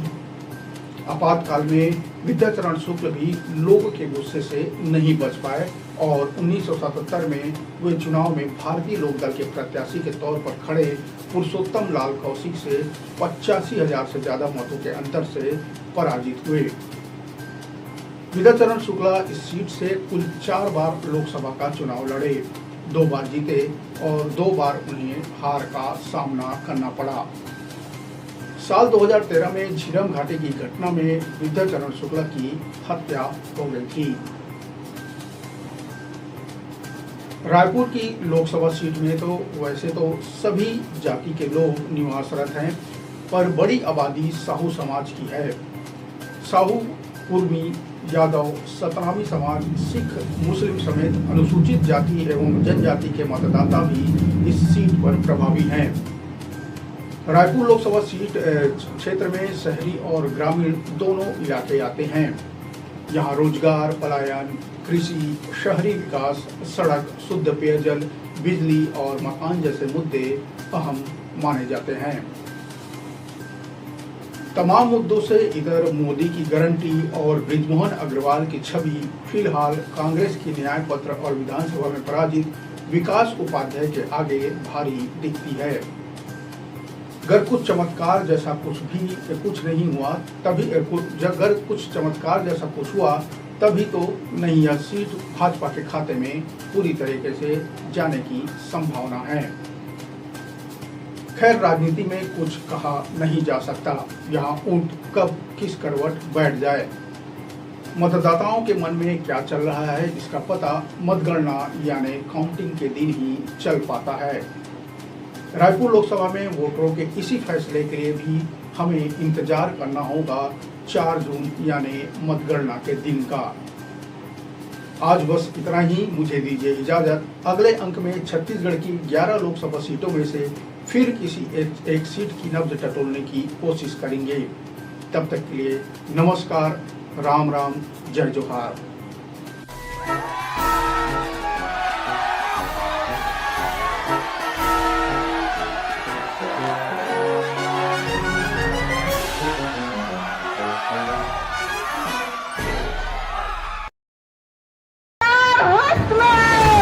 खबर के उस सब को पहलू जेखर से तय उठे आप मन के दिन हमारे छत्तीसगढ़ के 30 त्योहार है, चाहे हरेली हो, तीजा। प्रदेश के हर वो खबर जेखर से जुड़े है आप मन के भावना। जतका गौठान बनारी से वो सब पहला बारिश में ध्वस्त हो गए। न भूसा है, न पैरा है, न चारा है।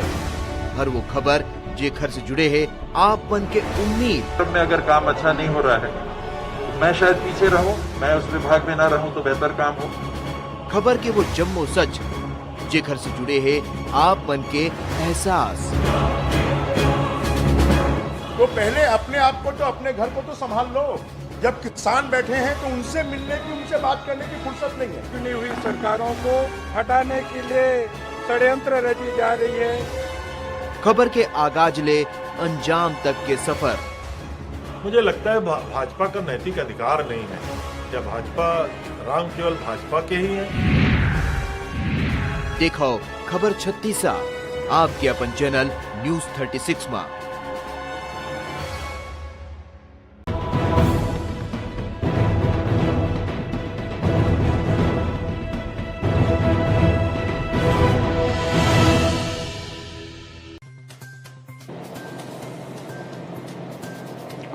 जहाँ के रामगिरी पर्वत पर महाकवि कालिदास ने अपने महाकाव्य मेघदूतम की रचना की थी, जहाँ विश्व की प्राचीनतम शैल्य नाट्यशाला भी यहाँ स्थित है। इस इलाके में भगवान श्री राम ने यहाँ वनवास के महत्वपूर्ण समय बिताए। इसी इलाके के विशाल हसदेव अरण्य से तो अब पूरी दुनिया परिचित हो चुकी है। जी हाँ, हम बात कर रहे हैं छत्तीसगढ़ के सरगुजा की, जहाँ की सरगुजिया बोली की अपनी अलग मिठास है। एक समय कांग्रेस का गढ़ माना जाने वाला सरगुजा इलाका 2023 के विधानसभा चुनाव में पूरी तरह ढह गया और सभी के सभी सीटों पर बीजेपी ने सेंध लगा दी। नमस्कार, मैं हूं नवीन और आज बात इसी सरगुजा लोकसभा सीट की।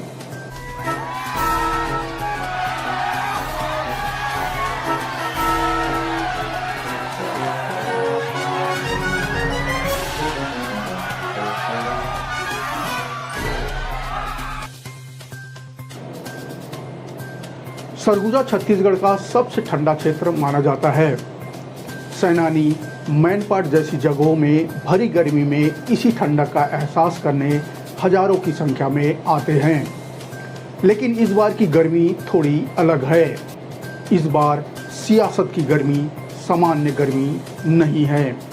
इसमें राजनीति, सियासत का पारा भी चढ़ते उतरते देखा जा रहा है। सरगुजा लोकसभा का चुनावी इतिहास बताता है कि यह छत्तीसगढ़ राज्य बनने के पूर्व तक कांग्रेस का सबसे मजबूत गढ़ रहा है, लेकिन वर्तमान में सरगुजा भाजपा का गढ़ बन चुका है। सरगुजा में कमल लगातार खिलता जा रहा है और पंजे की पकड़ हर लोकसभा चुनाव में कमजोर होती चली गई है। सरगुजा की सियासत में राज परिवार का दखल और वर्चस्व पहले आम चुनाव से ही रहा है। वर्तमान में सरगुजा की सियासत में रियासत के महाराजा यानी THC देव ही हैं। हालांकि 2023 के विधानसभा चुनाव में खुद के संग समूचे क्षेत्र में कांग्रेस की करारी हार के बाद सियासी पिक्चर से एक तरफ सिंहदेव गायब से हैं। बावजूद इसके इलाके में कांग्रेस की राजनीति बाबा साहब के इर्द गिर्द ही घूमती है। वहीं भाजपा अब यहां पूर्व अध्यक्ष स्वर्गीय शिव प्रताप सिंह के बाद किसी एक चेहरे पर केंद्रित नहीं है। भाजपा के पास यहां मंत्री रामविचार नेताम, पूर्व केंद्रीय मंत्री रेणुका सिंह, पूर्व प्रदेश अध्यक्ष राम सेवक पैकरा जैसे कई आदिवासी चेहरे हैं। भाजपा ने इस सीट से संत गहिरा गुरु के बेटे चिंतामणि महाराज को टिकट दिया है। चिंतामणि महाराज का कुछ दिनों पहले ही कांग्रेस से मोह भंग हो गया था और उन्होंने बीजेपी का दामन थाम लिया था। चिंतामणि महाराज कंवर जाति से हैं, गुरु परिवार से होने के नाते सामाजिक रूप से क्षेत्र में मजबूत पकड़ रखते हैं। राजनीतिक रूप से भी अपनी पैठ अंचल में बना चुके हैं। राजनीति जीवन की शुरुआत उन्होंने भी भाजपा से ही की थी, लेकिन 2013 विधानसभा चुनाव से पहले भाजपा छोड़ कांग्रेस में शामिल हो गए थे। कांग्रेस के टिकट पर 2 बार अलग अलग विधानसभा क्षेत्रों से विधायक भी रहे हैं। बात करें 2013 में तो लुंडरा से और 2018 में सामरी से विधायक रहे हैं, लेकिन 2023 के चुनाव में टिकट कटने के बाद भाजपा में वापस चले गए और नतीजा ये रहा कि सरगुजा की सभी सीटें कांग्रेस बुरी तरीके से हार गई। माना जाता है कि कांग्रेस की हार और भाजपा की जीत में चिंतामणि महाराज का भी बहुत बड़ा योगदान रहा है। सरगुजा की ऐतिहासिक जीत के नायक भले ही कई रहे हों, लेकिन इसका प्रतिफल चिंतामणि महाराज को भाजपा की लोकसभा टिकट के साथ मिला है। पार्टी ने उन्हें जातिगत समीकरणों से इतर नए प्रयोग के साथ टिकट दी है। दूसरी ओर कांग्रेस ने भी इस बार प्रयोग किया है। कांग्रेस ने वरिष्ठ नेता की जगह से युवा चेहरे पर दांव लगाया। कांग्रेस ने युवा कांग्रेस की राष्ट्रीय पदाधिकारी शशि सिंह को प्रत्याशी बनाया। शशि सिंह मजबूत राजनीतिक परिवार से आती हैं। शशि सिंह पूर्व मंत्री स्वर्गीय तुलेश्वर सिंह की बेटी हैं। शशि सिंह को राजनीति विरासत में मिली हुई है। सूरतपुर जिले में वे जिला पंचायत सदस्य हैं। उनके पिता स्वर्गीय तुलेश्वर सिंह जोगी सरकार में मंत्री रह चुके हैं। जातिगत समीकरण और महिला आरक्षण का भी कांग्रेस ने बखूबी ध्यान रखा है। कांग्रेस शशि सिंह गोंड जाति से है। इसके साथ राहुल गांधी के युवा सदस्यों की जो टीम है उसमें शशि सिंह शामिल हैं। सरगुजा महाराजा और पूर्व उप मुख्यमंत्री TS सिंहदेव का समर्थन भी शशि सिंह के साथ दिखता है। माना जाता है कि छत्तीसगढ़ की सत्ता की चाबी सरगुजा और बस्तर संभाग के विधानसभा सीटों से ही आती है। विधानसभा में यहाँ सभी सीटों पर फिलहाल कमल खिला हुआ है। अब लोकसभा में यह सीट लोगों की निगाहों में है। सरगुजा लोकसभा सीट आज़ादी के बाद यानी 1952 में अस्तित्व में आई। जानकारों का मानना है कि सरगुजा लोकसभा में 2019 की तरह मोदी लहर तो नहीं, लेकिन मोदी मैजिक भी बरकरार है। यहाँ स्थानीय मुद्दों के साथ राष्ट्रवाद का मुद्दा भी मतदाताओं के मन में है। इसके साथ ही विधानसभा चुनाव 2023 में मिली कांग्रेस को करारी हार के बाद से कांग्रेस में बिखराव की स्थिति भी है। दूसरी ओर भाजपा में 23 की ऐतिहासिक जीत और आदिवासी मुख्यमंत्री बनने के साथ उत्साह भी दिखता है। हालांकि जनता युवा और वरिष्ठ के बीच चुनाव का आंकलन कर नफा और नुकसान भी टटोल रहे हैं। प्रचार अभियान में अगर देखा जाए सरगुजा लोकसभा क्षेत्र में, तो प्रचार अभियान में भाजपा बहुत आगे रही है। मुख्यमंत्री शाह सहित भाजपा के राष्ट्रीय नेताओं ने कई सभाएं कर जनता को रिझाने में कोई कमी नहीं छोड़ी है। बात करें महतारी वंदन योजना और महालक्ष्मी जैसी योजनाओं की चर्चा इस इलाके में है, जिसका असर वोटिंग में जरूर देखने को मिल सकता है। क्षेत्रवार समीकरण के आधार पर फिलहाल तो भाजपा का पलड़ा इस लोकसभा में ज़्यादा दिख रहा है। बात सन 1952 के पहले चुनाव में तो सरगुजा लोकसभा में 2 सांसद चुने गए थे, एक सामान्य वर्ग से, एक आदिवासी वर्ग से। पहला और दूसरा चुनाव इसी तरह से बड़ी सीटों पर हुआ था। 1952 में बाबूलाल सिंह आदिवासी वर्ग से कांग्रेस के टिकट पर चुनाव जीते थे, जबकि सामान्य वर्ग से सरगुजा महाराजा रहे चंडिकेश्वर शरण सिंह जुदेव निर्दलीय चुनाव जीते थे। 1957 के चुनाव में दोनों ही दूसरी बार संसद बने, लेकिन कांग्रेस के टिकट पर 1962 में यह सीट पूरी तरह आदिवासी वर्ग के लिए आरक्षित हो गई थी और अब एक ही सांसद यहां चुने जाने की शुरुआत हो गई थी। आदिवासी आरक्षित सीट पर कांग्रेस नेता बाबूनाथ सिंह का विजयी अभियान लगातार जारी रहा और 52 के पहले चुनाव से लेकर 71 तक लगातार वे 5 बार चुनाव जीतकर संसद पहुंचे थे। 1975 में आपातकाल के बाद कांग्रेस विरोधी लहर सरगुजा में भी चली। 77 के चुनाव में इसका असर भी देखा गया। 77 में कांग्रेस को इस सीट पर करारी हार का सामना करना पड़ा और भारतीय लोकदल के लरंगसाय चुनाव जीतने में सफल हुए थे।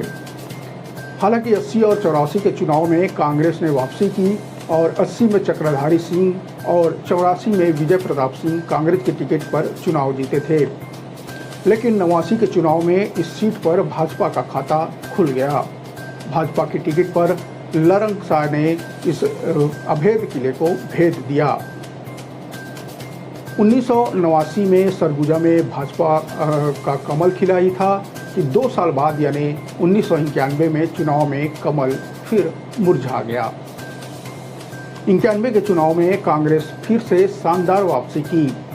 कांग्रेस ने चेहरा बदला और खेल साय सिंह जीतकर संसद पहुंचे। बात 1996 के चुनाव की तो खेल साय सिंह के साथ कांग्रेस को फिर जीत मिली। हालांकि 98 के चुनाव में लरंगसाय के सहारे फिर कमल खिल गया, लेकिन 99 के चुनाव में भाजपा की हार और खेल साय के संग कांग्रेस की एक और जीत हुई। बात सन 2000 की तो मध्य प्रदेश से अलग होकर छत्तीसगढ़ अलग राज्य बना। राज्य बनने के बाद 2004 में लोकसभा का पहला चुनाव यहाँ हुआ। इस चुनाव के पहले 2003 के विधानसभा चुनाव में कांग्रेस के गढ़ को भाजपा जीतकर सरकार बना चुकी थी। 2004 के चुनाव के दौरान राज्य और केंद्र में दोनों में भाजपा की सरकार थी। इस तरह भाजपा हर दृष्टि से मजबूत स्थिति में थी। इसी का फायदा भाजपा को मिला और सरगुजा में अब की बार कमल ऐसा खिला कि वह मुरझा नहीं पाया। 2004 में सरगुजा से भाजपा की टिकट पर नंद कुमार साय चुनाव जीते और संसद पहुंचे। हालांकि 2004 में देश में कांग्रेस गठबंधन की सरकार बनी थी, लेकिन इसका असर 2009 के चुनाव में सरगुजा पर नहीं पड़ा और कमल खिलना जारी रहा। 2009 के चुनाव में भाजपा ने चेहरा बदला, लेकिन सरगुजा वासियों ने मन नहीं बदला। 2009 के चुनाव में भाजपा ने मुरारीलाल सिंह को टिकट दिया और वे भी जीतकर संसद पहुंचे। सन 2009 के बाद 2014 और 2019 में भाजपा प्रयोग करती चली रही और चेहरे में बदलाव भी जारी रहा। 2014 के चुनाव में कमल भान सिंह जीते तो 19 के चुनाव में पहली बार इस सीट से महिला सांसद के रूप में रेणुका सिंह जीती और संसद पहुंची। 1952 के पहले चुनाव से लेकर 2019 के चुनाव तक सरगुजा सीट में गोंड जाति का ही वर्चस्व रहा है, क्योंकि भाजपा और कांग्रेस दोनों ही पार्टी की ओर से इस जाति से टिकट दिया जाता रहा है। लेकिन 2004 के चुनाव से लगातार नए चेहरे को चुनाव में उतारने वाली भाजपा ने इस बार कंवर जाति से टिकट देकर सबको चौंका दिया है, क्योंकि आबादी के हिसाब से इस सीट पर गौड़ जाति की बहुमत है। सरगुजा संसदीय क्षेत्र में विधानसभा की 8 सीटें आती हैं। 2023 के चुनाव में बीजेपी ने इन सभी सीटों पर जीत दर्ज की, जबकि 2018 के चुनाव में सभी 8 सीट कांग्रेस के पास थी। छत्तीसगढ़ राज्य बनने के बाद से अब तक कांग्रेस यह सीट नहीं जीत पाई है। 2018 में इस संसदीय क्षेत्र की सभी 8 सीटों पर जीत के बावजूद कांग्रेस 2019 का लोकसभा चुनाव हार गई थी। सरगुजा में कांग्रेस के वर्चस्व को लरंगसाय ने खत्म किया था। बाबूलाल सिंह सरगुजा सीट से लगातार 5 बार सांसद चुने गए। वे 1952 से 1971 तक लगातार जीतते रहे। 1977 में उन्हें पहली बार हार का सामना करना पड़ा और लरंगसाय और खेलसाय सिंह ने इस सीट से 3 बार सांसद चुने गए हैं। खेलसाय सिंह लगातार 2 चुनाव जीते थे, जबकि लरंगसाय लगातार वो भी 2 चुनाव नहीं जीते थे। सरगुजा सीट पर शुरू से ही कांग्रेस का वर्चस्व रहा है। बाबूलाल सिंह कांग्रेस की टिकट पर लगातार जीत रहे थे। 1977 में पहली बार लरंगसाय ने उन्हें चुनौती दी। साय 1977 में भारतीय लोकदल की टिकट पर चुनाव लड़े और बाबूनाथ सिंह को पटकनी दे दी। इसके बाद 1980 में लरंगसाय हार गए। लरंगसाय 1989 और 1998 में बीजेपी के टिकट पर सांसद चुने गए थे। कांग्रेस के खेलसाय सिंह ने 1991, 96 और 98 में इस सीट का प्रतिनिधित्व किया था। बाद 2019 में तो भाजपा प्रत्याशी रही रेणुका सिंह जीती थी। रेणुका सिंह ने कांग्रेस प्रत्याशी और 3 बार सांसद रहे वरिष्ठ कांग्रेस नेता खेलसाय सिंह को 1.5 लाख से अधिक मतों से हराया था। रेणुका सिंह को जहां 6,63,711 वोट मिले थे, जबकि खेलसाय सिंह को 5,05,338 वोट, वहीं तीसरे नंबर पर नोटा रहा था, जिसके हिसाब से 29,000 वोट आए थे। गोंडवाना गणतंत्र प्रत्याशी आशा देवी 24,000 मतों के साथ चौथे नंबर पर रही थी। इसके साथ ही बसपा प्रत्याशी को 18,000 मत प्राप्त हुए थे। जातिगत समीकरण से इतर अगर वर्तमान में क्षेत्रीय भौगोलिक और राजनीतिक समीकरण को देखें तो भाजपा का पलड़ा यहाँ भारी दिखता है, क्योंकि सरगुजा लोकसभा में शामिल सभी 8 विधानसभा सीटों पर भाजपा फिलहाल काबिज है। अंबिकापुर, सीतापुर, लुंड्रा, सामरी, रामानुजगंज, प्रेमनगर, प्रतापपुर और भटगांव, इन सीटों में 23 के विधानसभा चुनाव में भाजपा ने भारी मतों से जीत हासिल की थी। इस लिहाज से कांग्रेस के सामने एक बड़ी चुनौती क्षेत्रीय भौगोलिक समीकरण को साधना भी है। 2019 के चुनाव में मत प्रतिशत के हिसाब से देखें तो भाजपा को 53.4 और कांग्रेस को 40.42% मत प्राप्त हुए थे। 2019 के इस चुनाव में 75% से अधिक मतदान हुआ था। अनुमान है कि इस बार भी यह रिकॉर्ड बना रहेगा। सरगुजा में रेल और हवाई सेवा बड़ा मुद्दा है। इसके साथ ही साथ धर्मांतरण और हिंदू मुस्लिम का मुद्दा भी यहाँ हावी है। धार्मिक मुद्दों के अलावा कोयला खनन, विस्थापन और हस्देवर्ण का मुद्दा भी यहाँ पर है। तो साथ ही साथ बेरोजगारी, पलायन के साथ ही साथ शिक्षा और स्वास्थ्य सुविधाओं का भी अभाव यहाँ मुद्दा बना हुआ है। सरगुजा की वर्तमान हालातों पर गौर करें तो दोनों पार्टियों के लिए फिलहाल राह आसान नहीं है। कांग्रेस में रहने के बाद भी चिंतामणि महाराज को भाजपा से बड़ी उम्मीदों के साथ प्रत्याशी बनाया है। उनके समर्थक कांग्रेस में भी गिने जाते हैं। इधर शशि सिंह की राजनीतिक विरासत उन्हें चुनाव में मदद कर सकती है। पिछले चुनाव में भाजपा कांग्रेस में जीत हार का अंतर वोट शेयर में 13% के करीब रहा था। सरगुजा के लोगों को मोदी की गारंटी पर भरोसा है। हालांकि कांग्रेस से दल बदल कर आए चिंतामणि महाराज को उम्मीदवार बनाए जाने से अंदर खाने में भाजपा में नाराजगी भी साफ देखी जा सकती है, लेकिन उसका इतना असर फिलहाल नहीं दिखता। वहीं कांग्रेस के शशि सिंह को मैदान में उतारा है।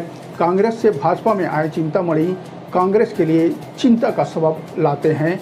या युवा शशि सिंह कांग्रेस को सारी चिंताएं कम कर इस सीट को कांग्रेस की झोली में डाल पाती है या नहीं, इसके लिए हमें इंतजार करना होगा 4 जून का। आज बस इतना ही। अगले अंक में नब्ज टटोलेंगे छत्तीसगढ़ के किसी नए लोकसभा की। तब तक मुझे दीजिए इजाज़त। नमस्कार, राम राम, जय जोहार।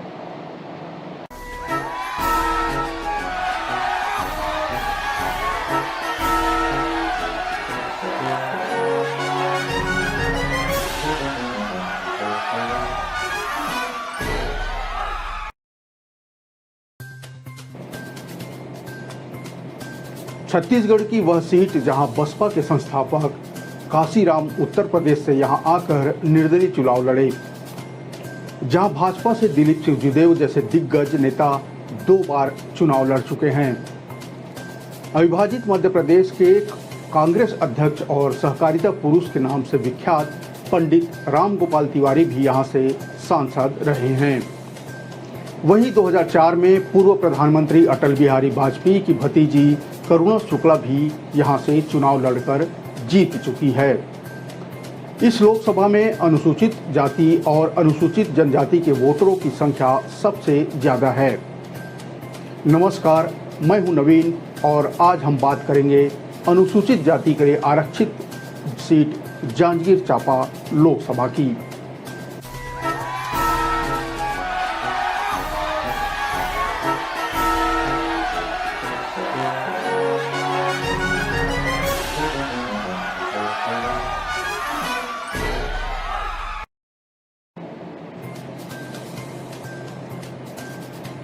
छत्तीसगढ़ की सबसे महत्वपूर्ण सीटों में से एक मानी जाने वाली जांजगीर चांपा अनुसूचित जाति के लिए आरक्षित सीट है।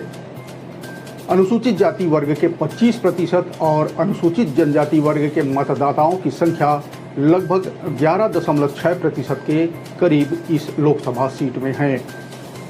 ये हर चुनाव में निर्णायक भूमिका में रहते हैं। इसका कारण ये भी है कि ये मतदाता एक तरफा वोट करते आए हैं। यहाँ पर ओबीसी वोटरों की भी 42% संख्या है। यहाँ की सभी 8 विधानसभा सीटों पर इस समय कांग्रेस के विधायक काबिज हैं। इस लिहाज से कांग्रेस यहाँ बीजेपी के मुकाबले थोड़ा ज़्यादा मजबूत दिखती है।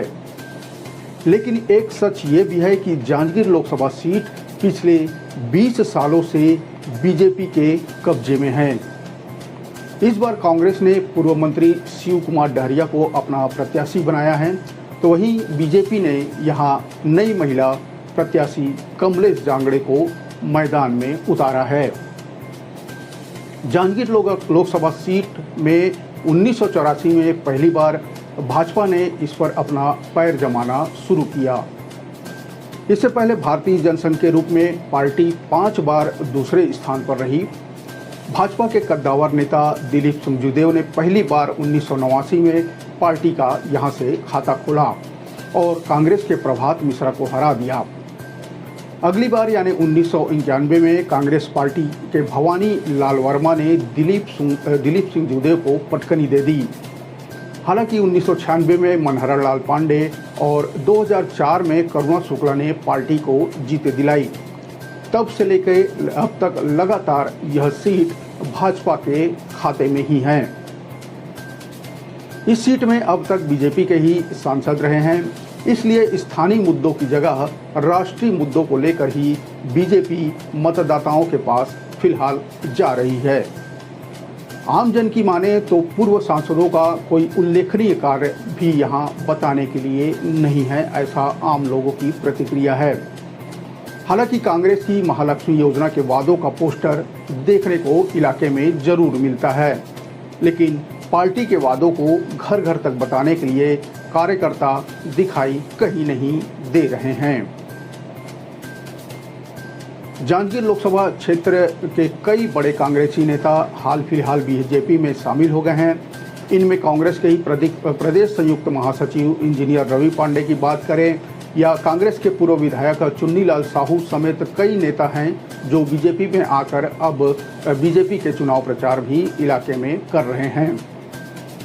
इसके अलावा राष्ट्रवाद, मोदी की गारंटी और वादों को लेकर बीजेपी यहां मजबूत नजर आ रही है। जांजगीर चांपा लोकसभा क्षेत्र से 1984 में बसपा के संस्थापक कांसीराम उत्तर प्रदेश से आकर यहां निर्दलीय चुनाव लड़े थे। हालांकि इस चुनाव में उन्हें महज 32,135 वोट मिले और उनका वोट प्रतिशत 8.81 ही रहा।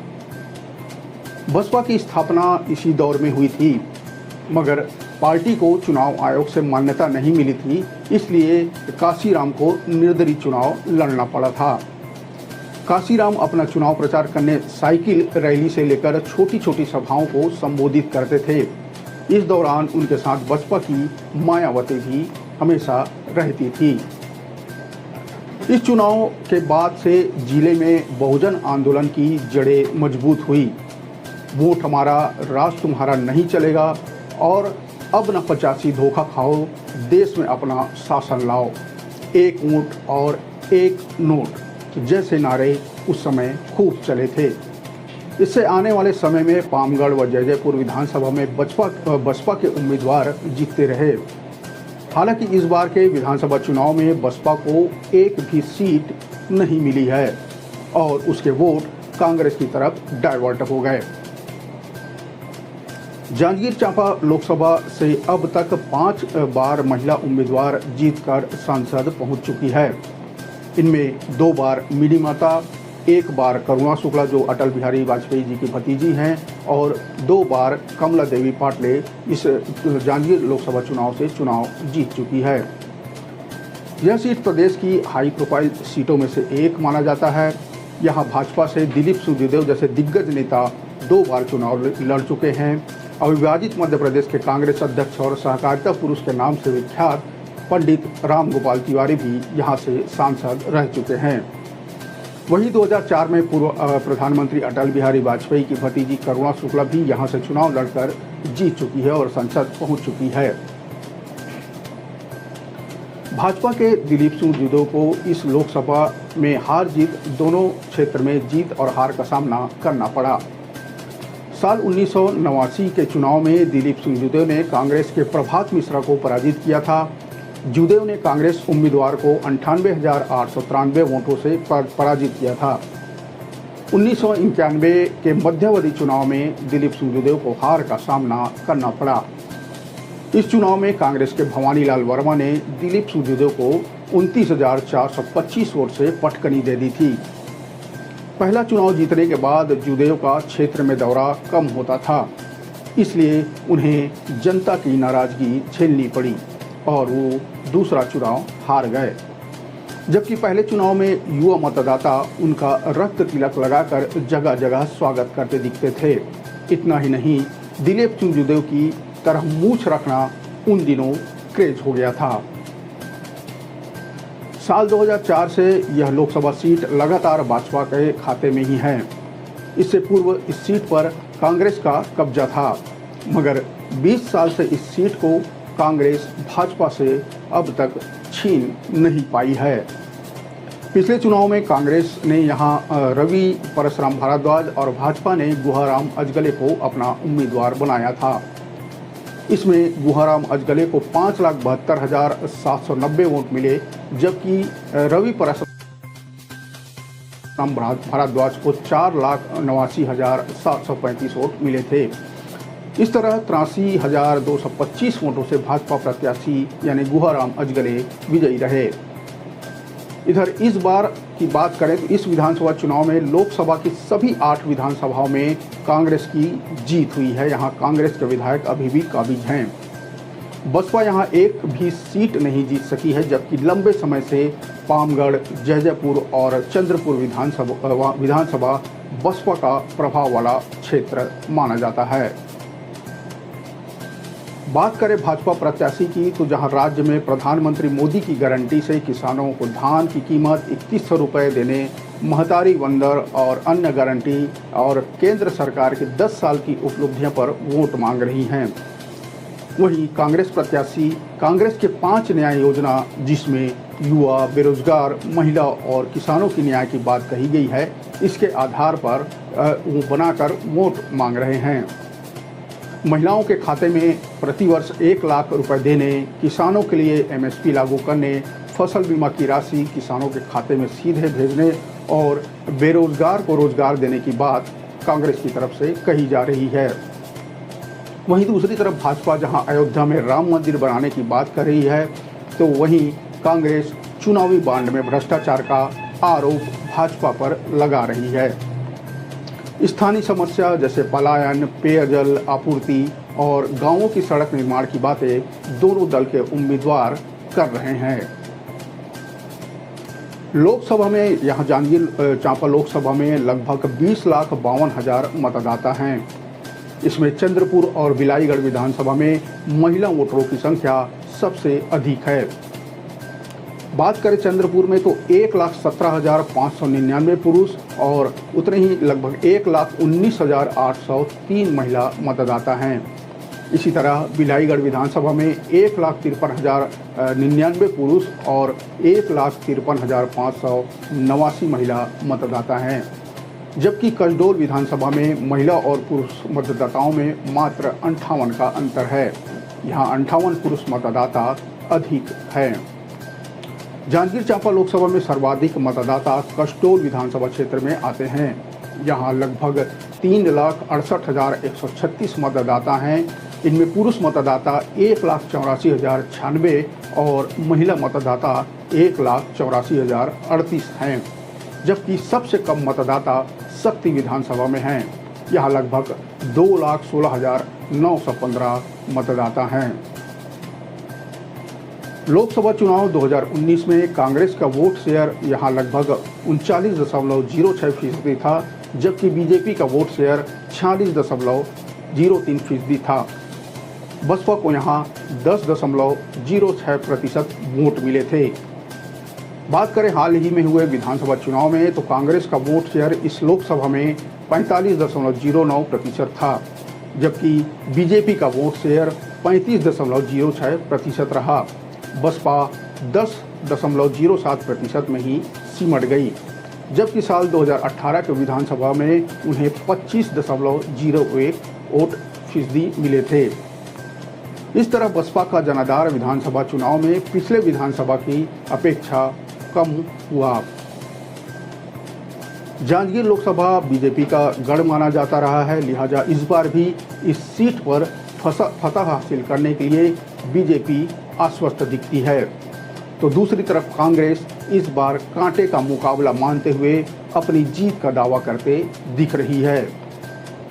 भाजपा मोदी की गारंटी के भरोसे आश्वस्त नजर आ रही है, तो कांग्रेस 5 न्याय के चमत्कार से उम्मीद लगाए बैठी है। विधानसभा चुनाव में करारी हार के बाद कांग्रेस ने शिव डहरिया को यहां से उम्मीदवार बनाया है। कांग्रेस ने डहरिया को भाजपा के गढ़ में सेंध लगाने के आस से यहां मैदान में उतारा है। इस लोकसभा में भाजपा और कांग्रेस दोनों के दिग्गजों की चुनावी सभाएं हो चुकी है। दोनों ही सभाओं में लगभग एक सी ही भीड़ हमें देखने को मिली। यह भीड़ किस करवट बैठेगी, यानी वो किसके पक्ष में अपना मत देगी, इसका फैसला मतदान के दिन ईवीएम में कैद होने वाला है और जिसका परिणाम यानी रिजल्ट हमें 4 जून को देखने को मिलेगा। आज बस इतना ही। अगले अंक में चलेंगे छत्तीसगढ़ की किसी दूसरे लोकसभा सीट की नब्ज टटोलने। तब तक मुझे दीजिए इजाज़त। नमस्कार, राम राम, जय जोहार।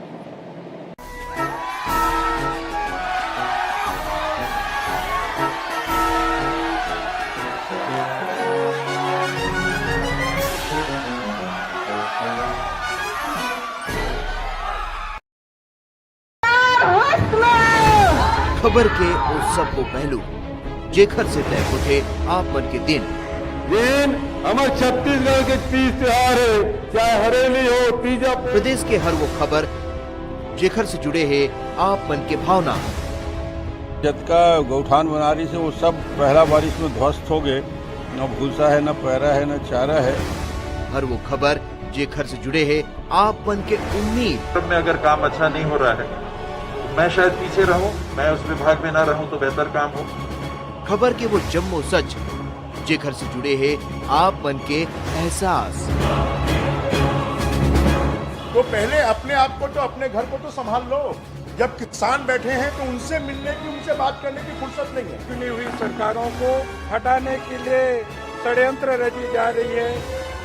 खबर के आगाज ले अंजाम तक के सफर। मुझे लगता है भाजपा का नैतिक अधिकार नहीं है। क्या भाजपा राम केवल भाजपा के ही है? देखो खबर 36 आपके अपन चैनल न्यूज 36 में।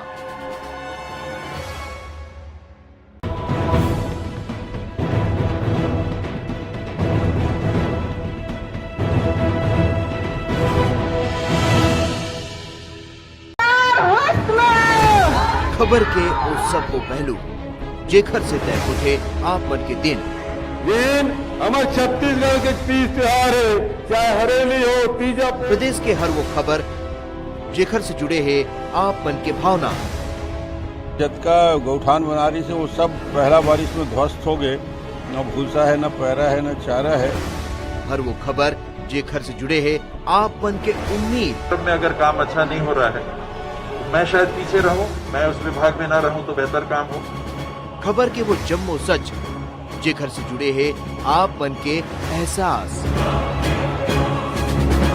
तो पहले अपने आप को तो अपने घर को तो संभाल लो। जब किसान बैठे हैं तो उनसे मिलने की, उनसे बात करने की फुर्सत नहीं है। चुनी हुई सरकारों को हटाने के लिए षड्यंत्र रची जा रही है।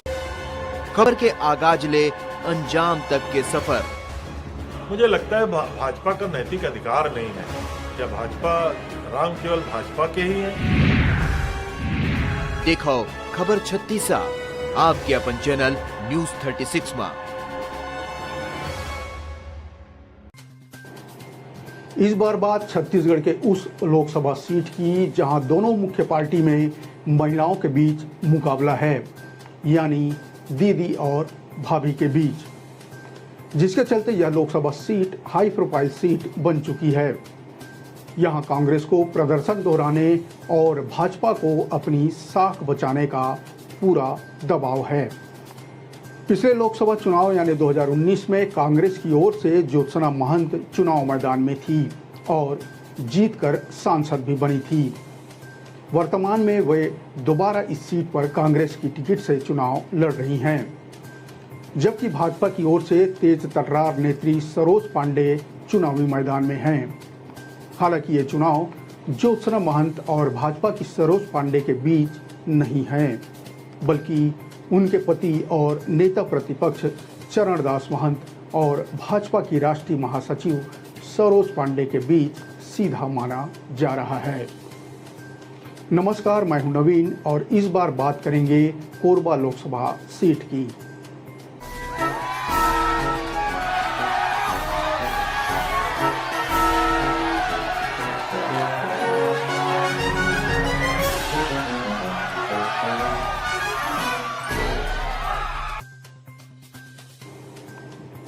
नए परिसीमन के साथ अस्तित्व में आया कोरबा लोकसभा क्षेत्र में पहला चुनाव सन 2009 में संपन्न हुआ।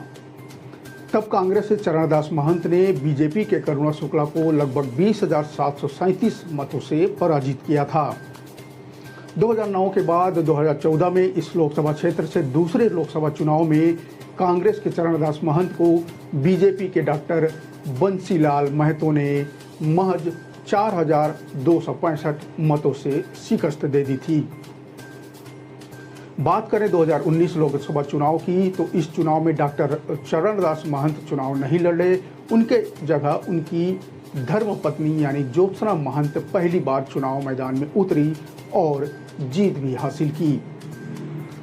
कोरबा लोकसभा से कांग्रेस ने एक बार फिर चरणदास महंत की पत्नी यानी ज्योत्सना महंत को ही अपना कैंडिडेट बनाया। 2019 में मोदी लहर थी, ऐसे में छत्तीसगढ़ में जिन दो सीटों पर कांग्रेस आई थी उनमें एक कोरबा थी और एक बस्तर।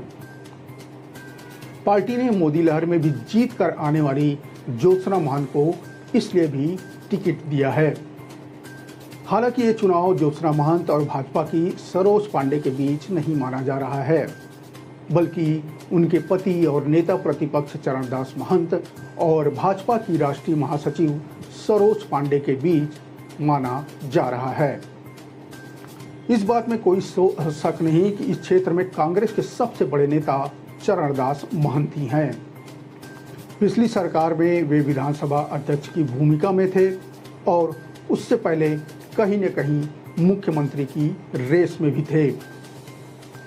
उनकी राजनीति को लोग इस तरह से देखते हैं कि वे कहते कुछ नहीं और कर सब कुछ जाते हैं। भूपेश बघेल अगर केंद्र में जाते हैं तो सबसे ताकतवर नेता के रूप में चरणदास महंत ही कांग्रेस में यानी कि छत्तीसगढ़ राज्य में कांग्रेस की तरफ से होंगे। सरोज पांडे भाजपा की राष्ट्रीय उपाध्यक्ष भी है। ऐसे में यहाँ भाजपा को अपनी साख बचाने की चिंता है। कोरबा भाजपा के लिए हारी हुई सीट है, इसलिए यहाँ भाजपा कांग्रेस के शीर्ष नेताओं के बीच भी प्रतिस्पर्धा देखने को मिल रही है। भाजपा की ओर से सरोज पांडे तीसरी बार लोकसभा चुनाव मैदान में हैं। इससे पहले सरोज पांडे दुर्ग नगर निगम की महापौर, विधायक और सांसद भी रही है। भाजपा में जहां सरोज को सम्मान के साथ दीदी पुकारा जाता है, वहीं कांग्रेस के वरिष्ठ नेता व नेता प्रतिपक्ष डॉक्टर चरणदास महंत की धर्मपत्नी होने के नाते ज्योत्सना महंत को कांग्रेस के कुछ कार्यकर्ता सम्मान के रूप में उन्हें भाभी कहकर पुकारते हैं।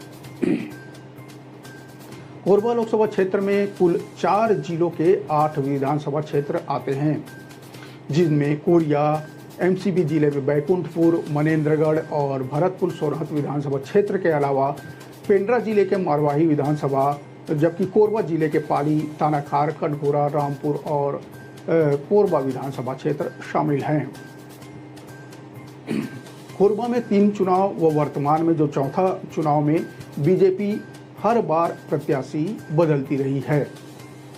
पहले चुनाव में करुणा शुक्ला को मौका मिला, दूसरे चुनाव में बंसीलाल महतो को मौका दिया जो जीतकर भाजपा की झोली में ये सीट रखे थे। तीसरे चुनाव में फिर महतो को हटाकर ज्योतिनंद दुबे को मौका दिया गया और अब की बात करें यानी 2024 की बात करें तो चौथे चुनाव में सरोज पांडे को भाजपा ने अपना उम्मीदवार बनाया है। वहीं कांग्रेस की बात करें तो कांग्रेस लगातार महंत परिवार पर विश्वास कायम रखे हुए है। पहले 2 चुनाव में डॉक्टर चरणदास महंत लड़े और अब लगातार 2 चुनाव में उनकी पत्नी यानी ज्योत्सना महंत चुनाव मैदान में लड़ रही है। बता दें कि 2019 में चुनाव में ज्योत्सना महंत का मुकाबला करने वाले बीजेपी के ज्योतिनंद दुबे को चुनाव मैदान में भाजपा ने उतारा था, लेकिन एक बार फिर इस लोकसभा से कांग्रेस की जीत हुई थी और ज्योत्सना चरणदास महंत ने बीजेपी के ज्योतिनंद दुबे को 26,249 मतों से हरा दिया था। कोरबा लोकसभा सीट पर गोंडवाना गणतंत्र पार्टी को भी दरकिनार कभी नहीं किया जा सकता। गोंडवाना गणतंत्र पार्टी के वोटों से ही कोरबा सीट पर हार जीत का समीकरण बदलता रहा है। जब गोंडवाना गणतंत्र पार्टी को कम वोट मिले, कांग्रेस को निश्चित रूप से फायदा हुआ है। एक चुनाव में जब गोंडवाना गणतंत्र पार्टी को 50,000 से ज़्यादा वोट मिले तो कांग्रेस को हार का सामना करना पड़ा था।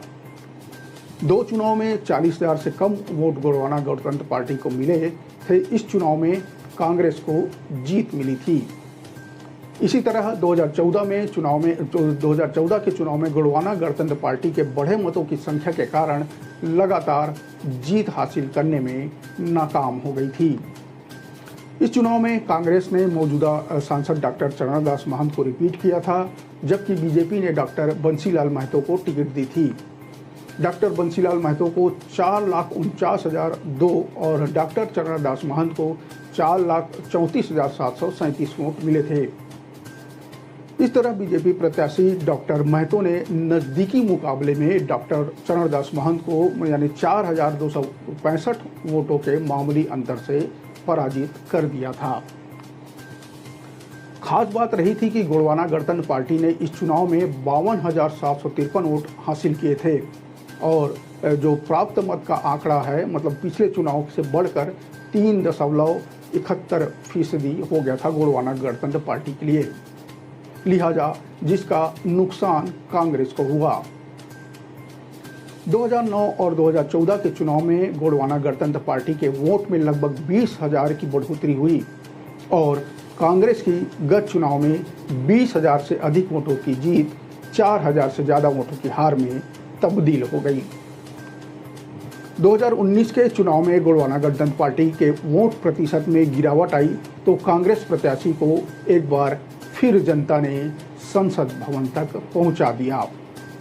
इस चुनाव में कांग्रेस ने डॉक्टर चरणदास की पत्नी यानी ज्योत्सना महंत को टिकट दी थी।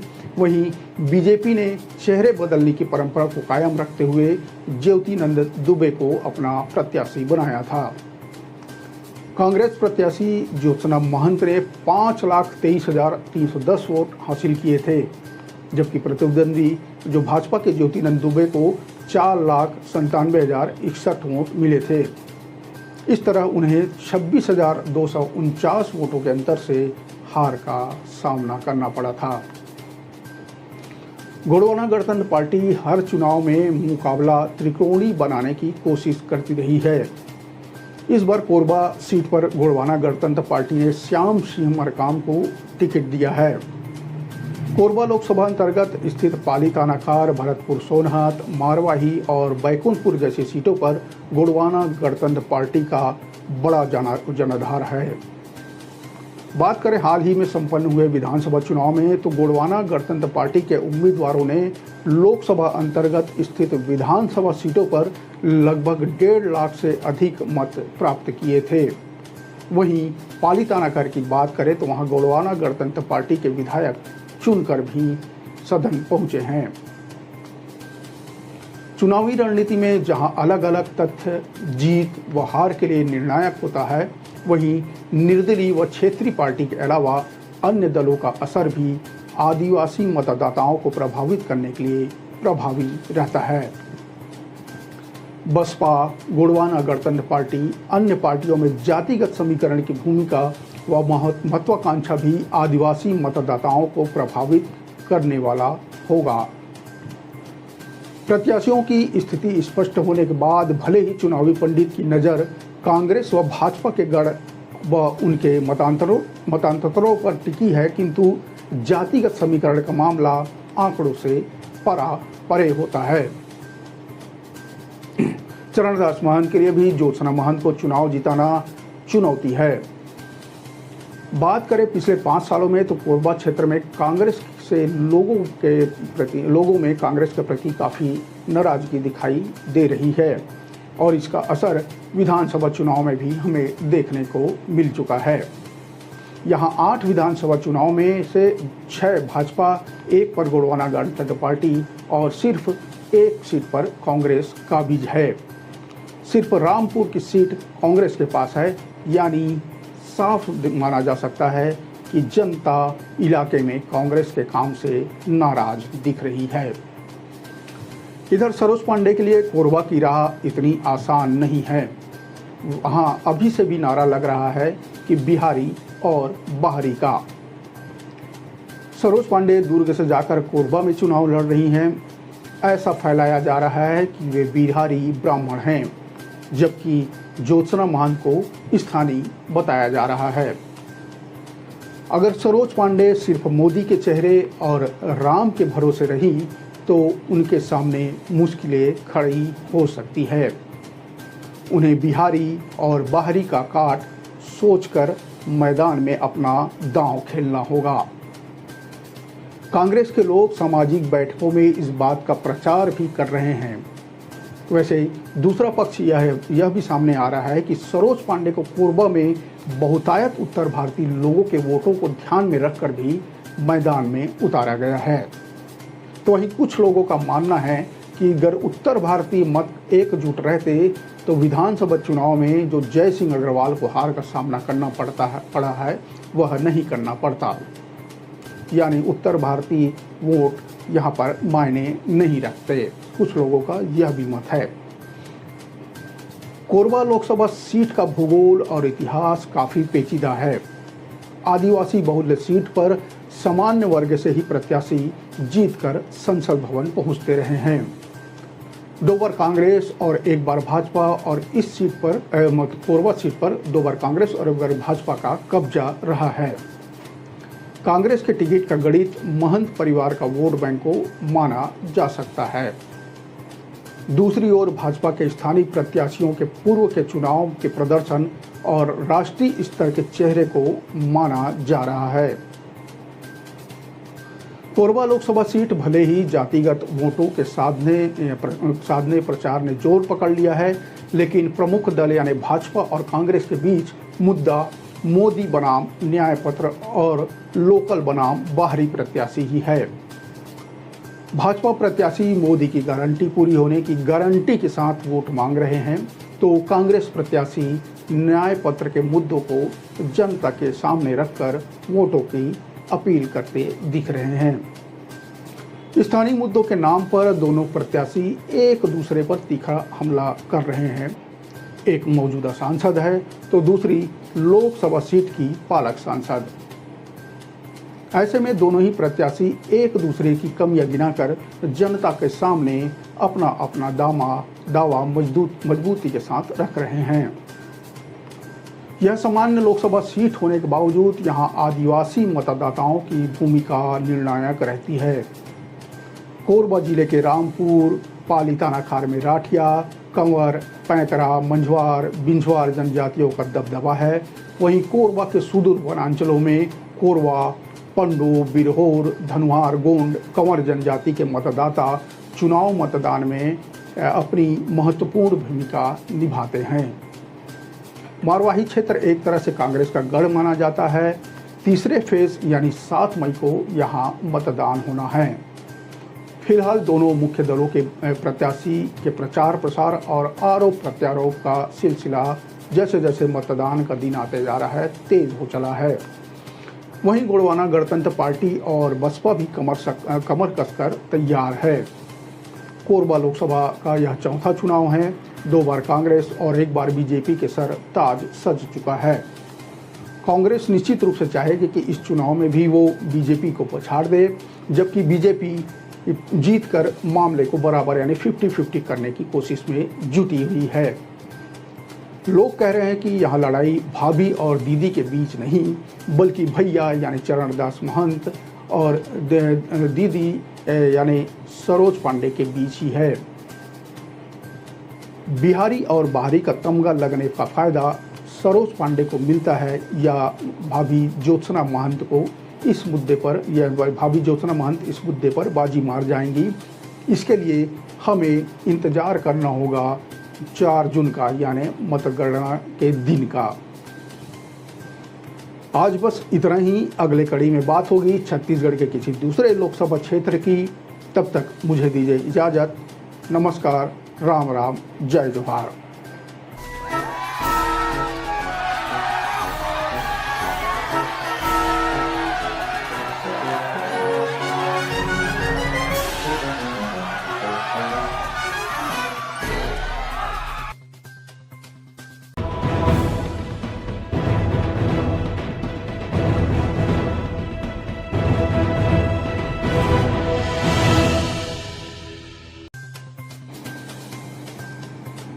बिलासपुर लोकसभा सीट में इस बार चुनाव में यहां की परिस्थिति बदली सी नजर आ रही है।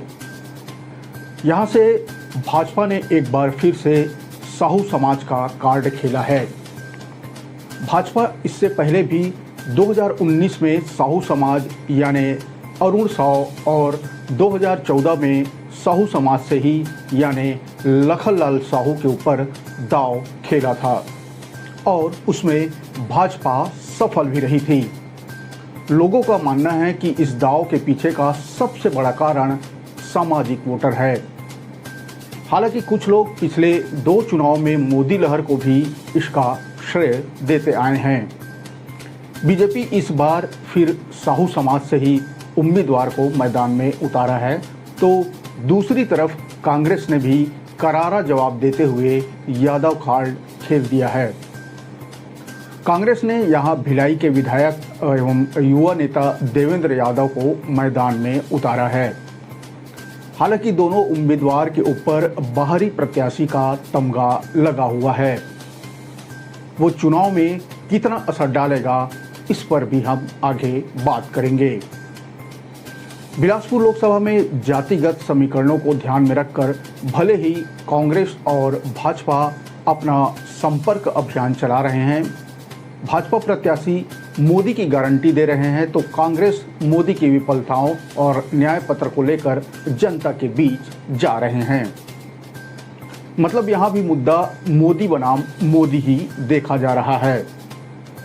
नमस्कार, मैं हूं नवीन और चुनावी चालीसा में इस बार नब्ज टटोलेंगे छत्तीसगढ़ के एक और प्रमुख सीट यानी बिलासपुर लोकसभा सीट की।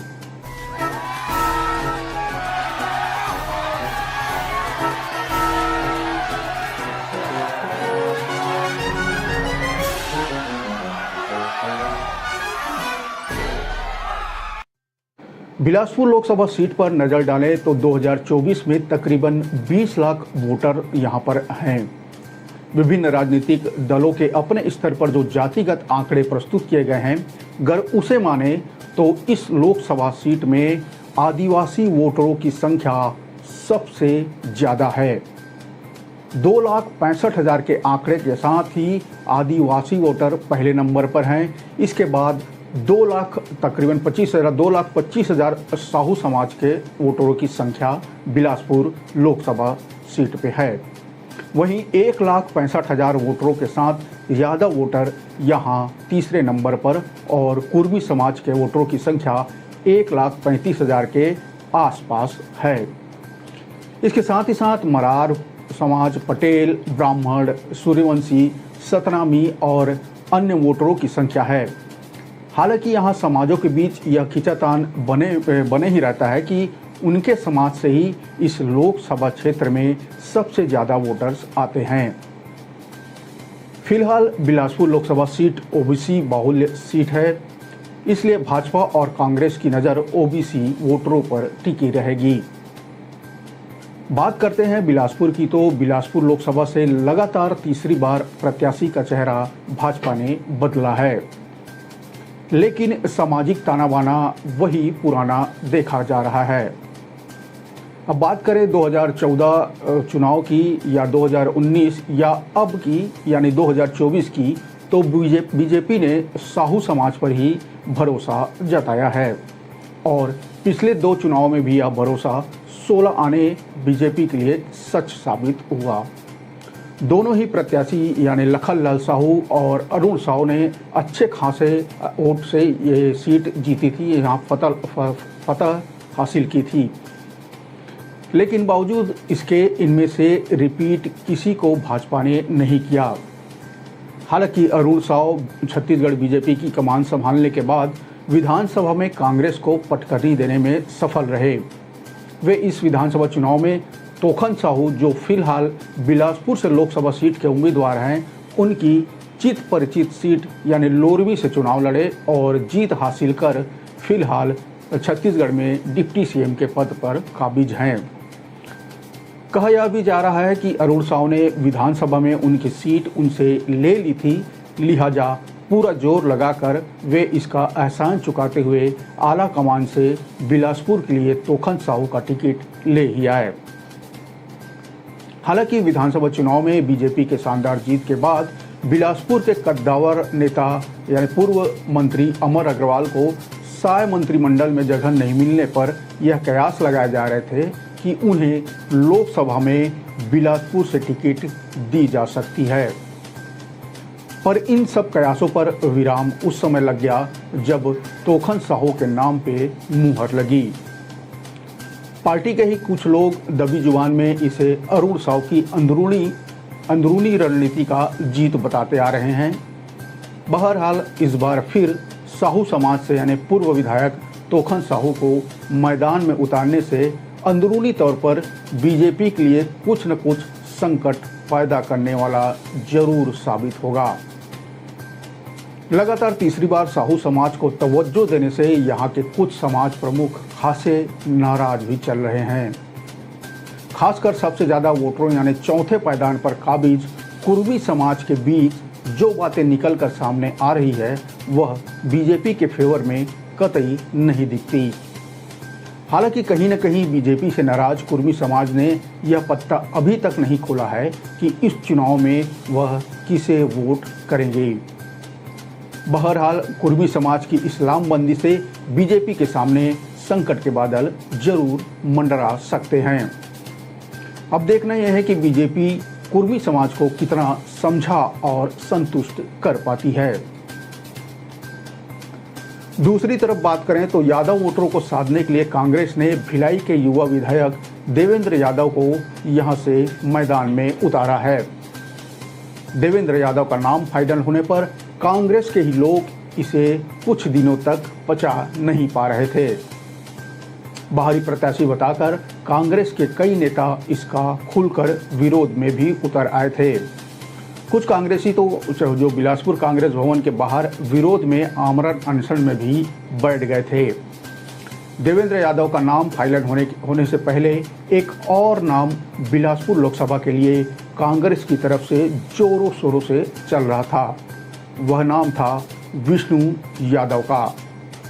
लगभग बिलासपुर के कांग्रेसी भी इस नाम पर अंतिम मुहर लगने की उम्मीद जता चुके थे, पर दिल्ली से आई लिस्ट में देवेंद्र यादव का नाम देख पैरों तले जमीन खिसक गई, जिसके बाद खुद विष्णु यादव इसे लेकर जोर शोर से विरोध में उतर आए, पर उनकी सुनवाई कहीं नहीं हुई और वे दुखी मन से ही सही कांग्रेस को कोसते हुए बीजेपी में शामिल हो गए। बिलासपुर के खुन्नस खाए कांग्रेसियों और कोयला घोटाले की आंच देवेंद्र यादव को कितना झुलसा पाती है, यह भी देखने वाली बात है। बिलासपुर सीट पर लोकसभा चुनाव को देखते हुए भाजपा के लिए कोटा और मस्तूरी विधानसभा टेढ़ी खीर साबित हो सकती है। दोनों विधानसभा में कांग्रेस के विधायक हैं, जिसमें कोटा आदिवासी बहुल विधानसभा है और दूसरा मस्तूरी एससी बहुल क्षेत्र है। इन दोनों विधानसभाओं में दोनों जाति के मतदाता अधिक संख्या में हैं। इस समय यही दो जाति है जो भाजपा के लिए सबसे बड़ी मुसीबत खड़ी कर सकती है। ऐसा माना जा रहा है कि जितने वोट विधानसभा चुनाव में कांग्रेस को मिले हैं, उतने वोट लोकसभा में मिलेंगे तो भाजपा के बराबरी पर कांग्रेस आ जाएगा। लेकिन ये दोनों विधानसभा के वोट कांग्रेस के पक्ष में आए तो कांग्रेस जीत भी सकती है। देखा जाए तो बाकी विधानसभा में कांग्रेस का वोट प्रतिशत खराब नहीं था, लेकिन इन दो विधानसभाओं में भाजपा को काफी नुकसान हुआ है। यदि ऐसा हुआ तो भाजपा के लिए बिलासपुर सीट जीतना आसान कतई नहीं होने वाला है। बिलासपुर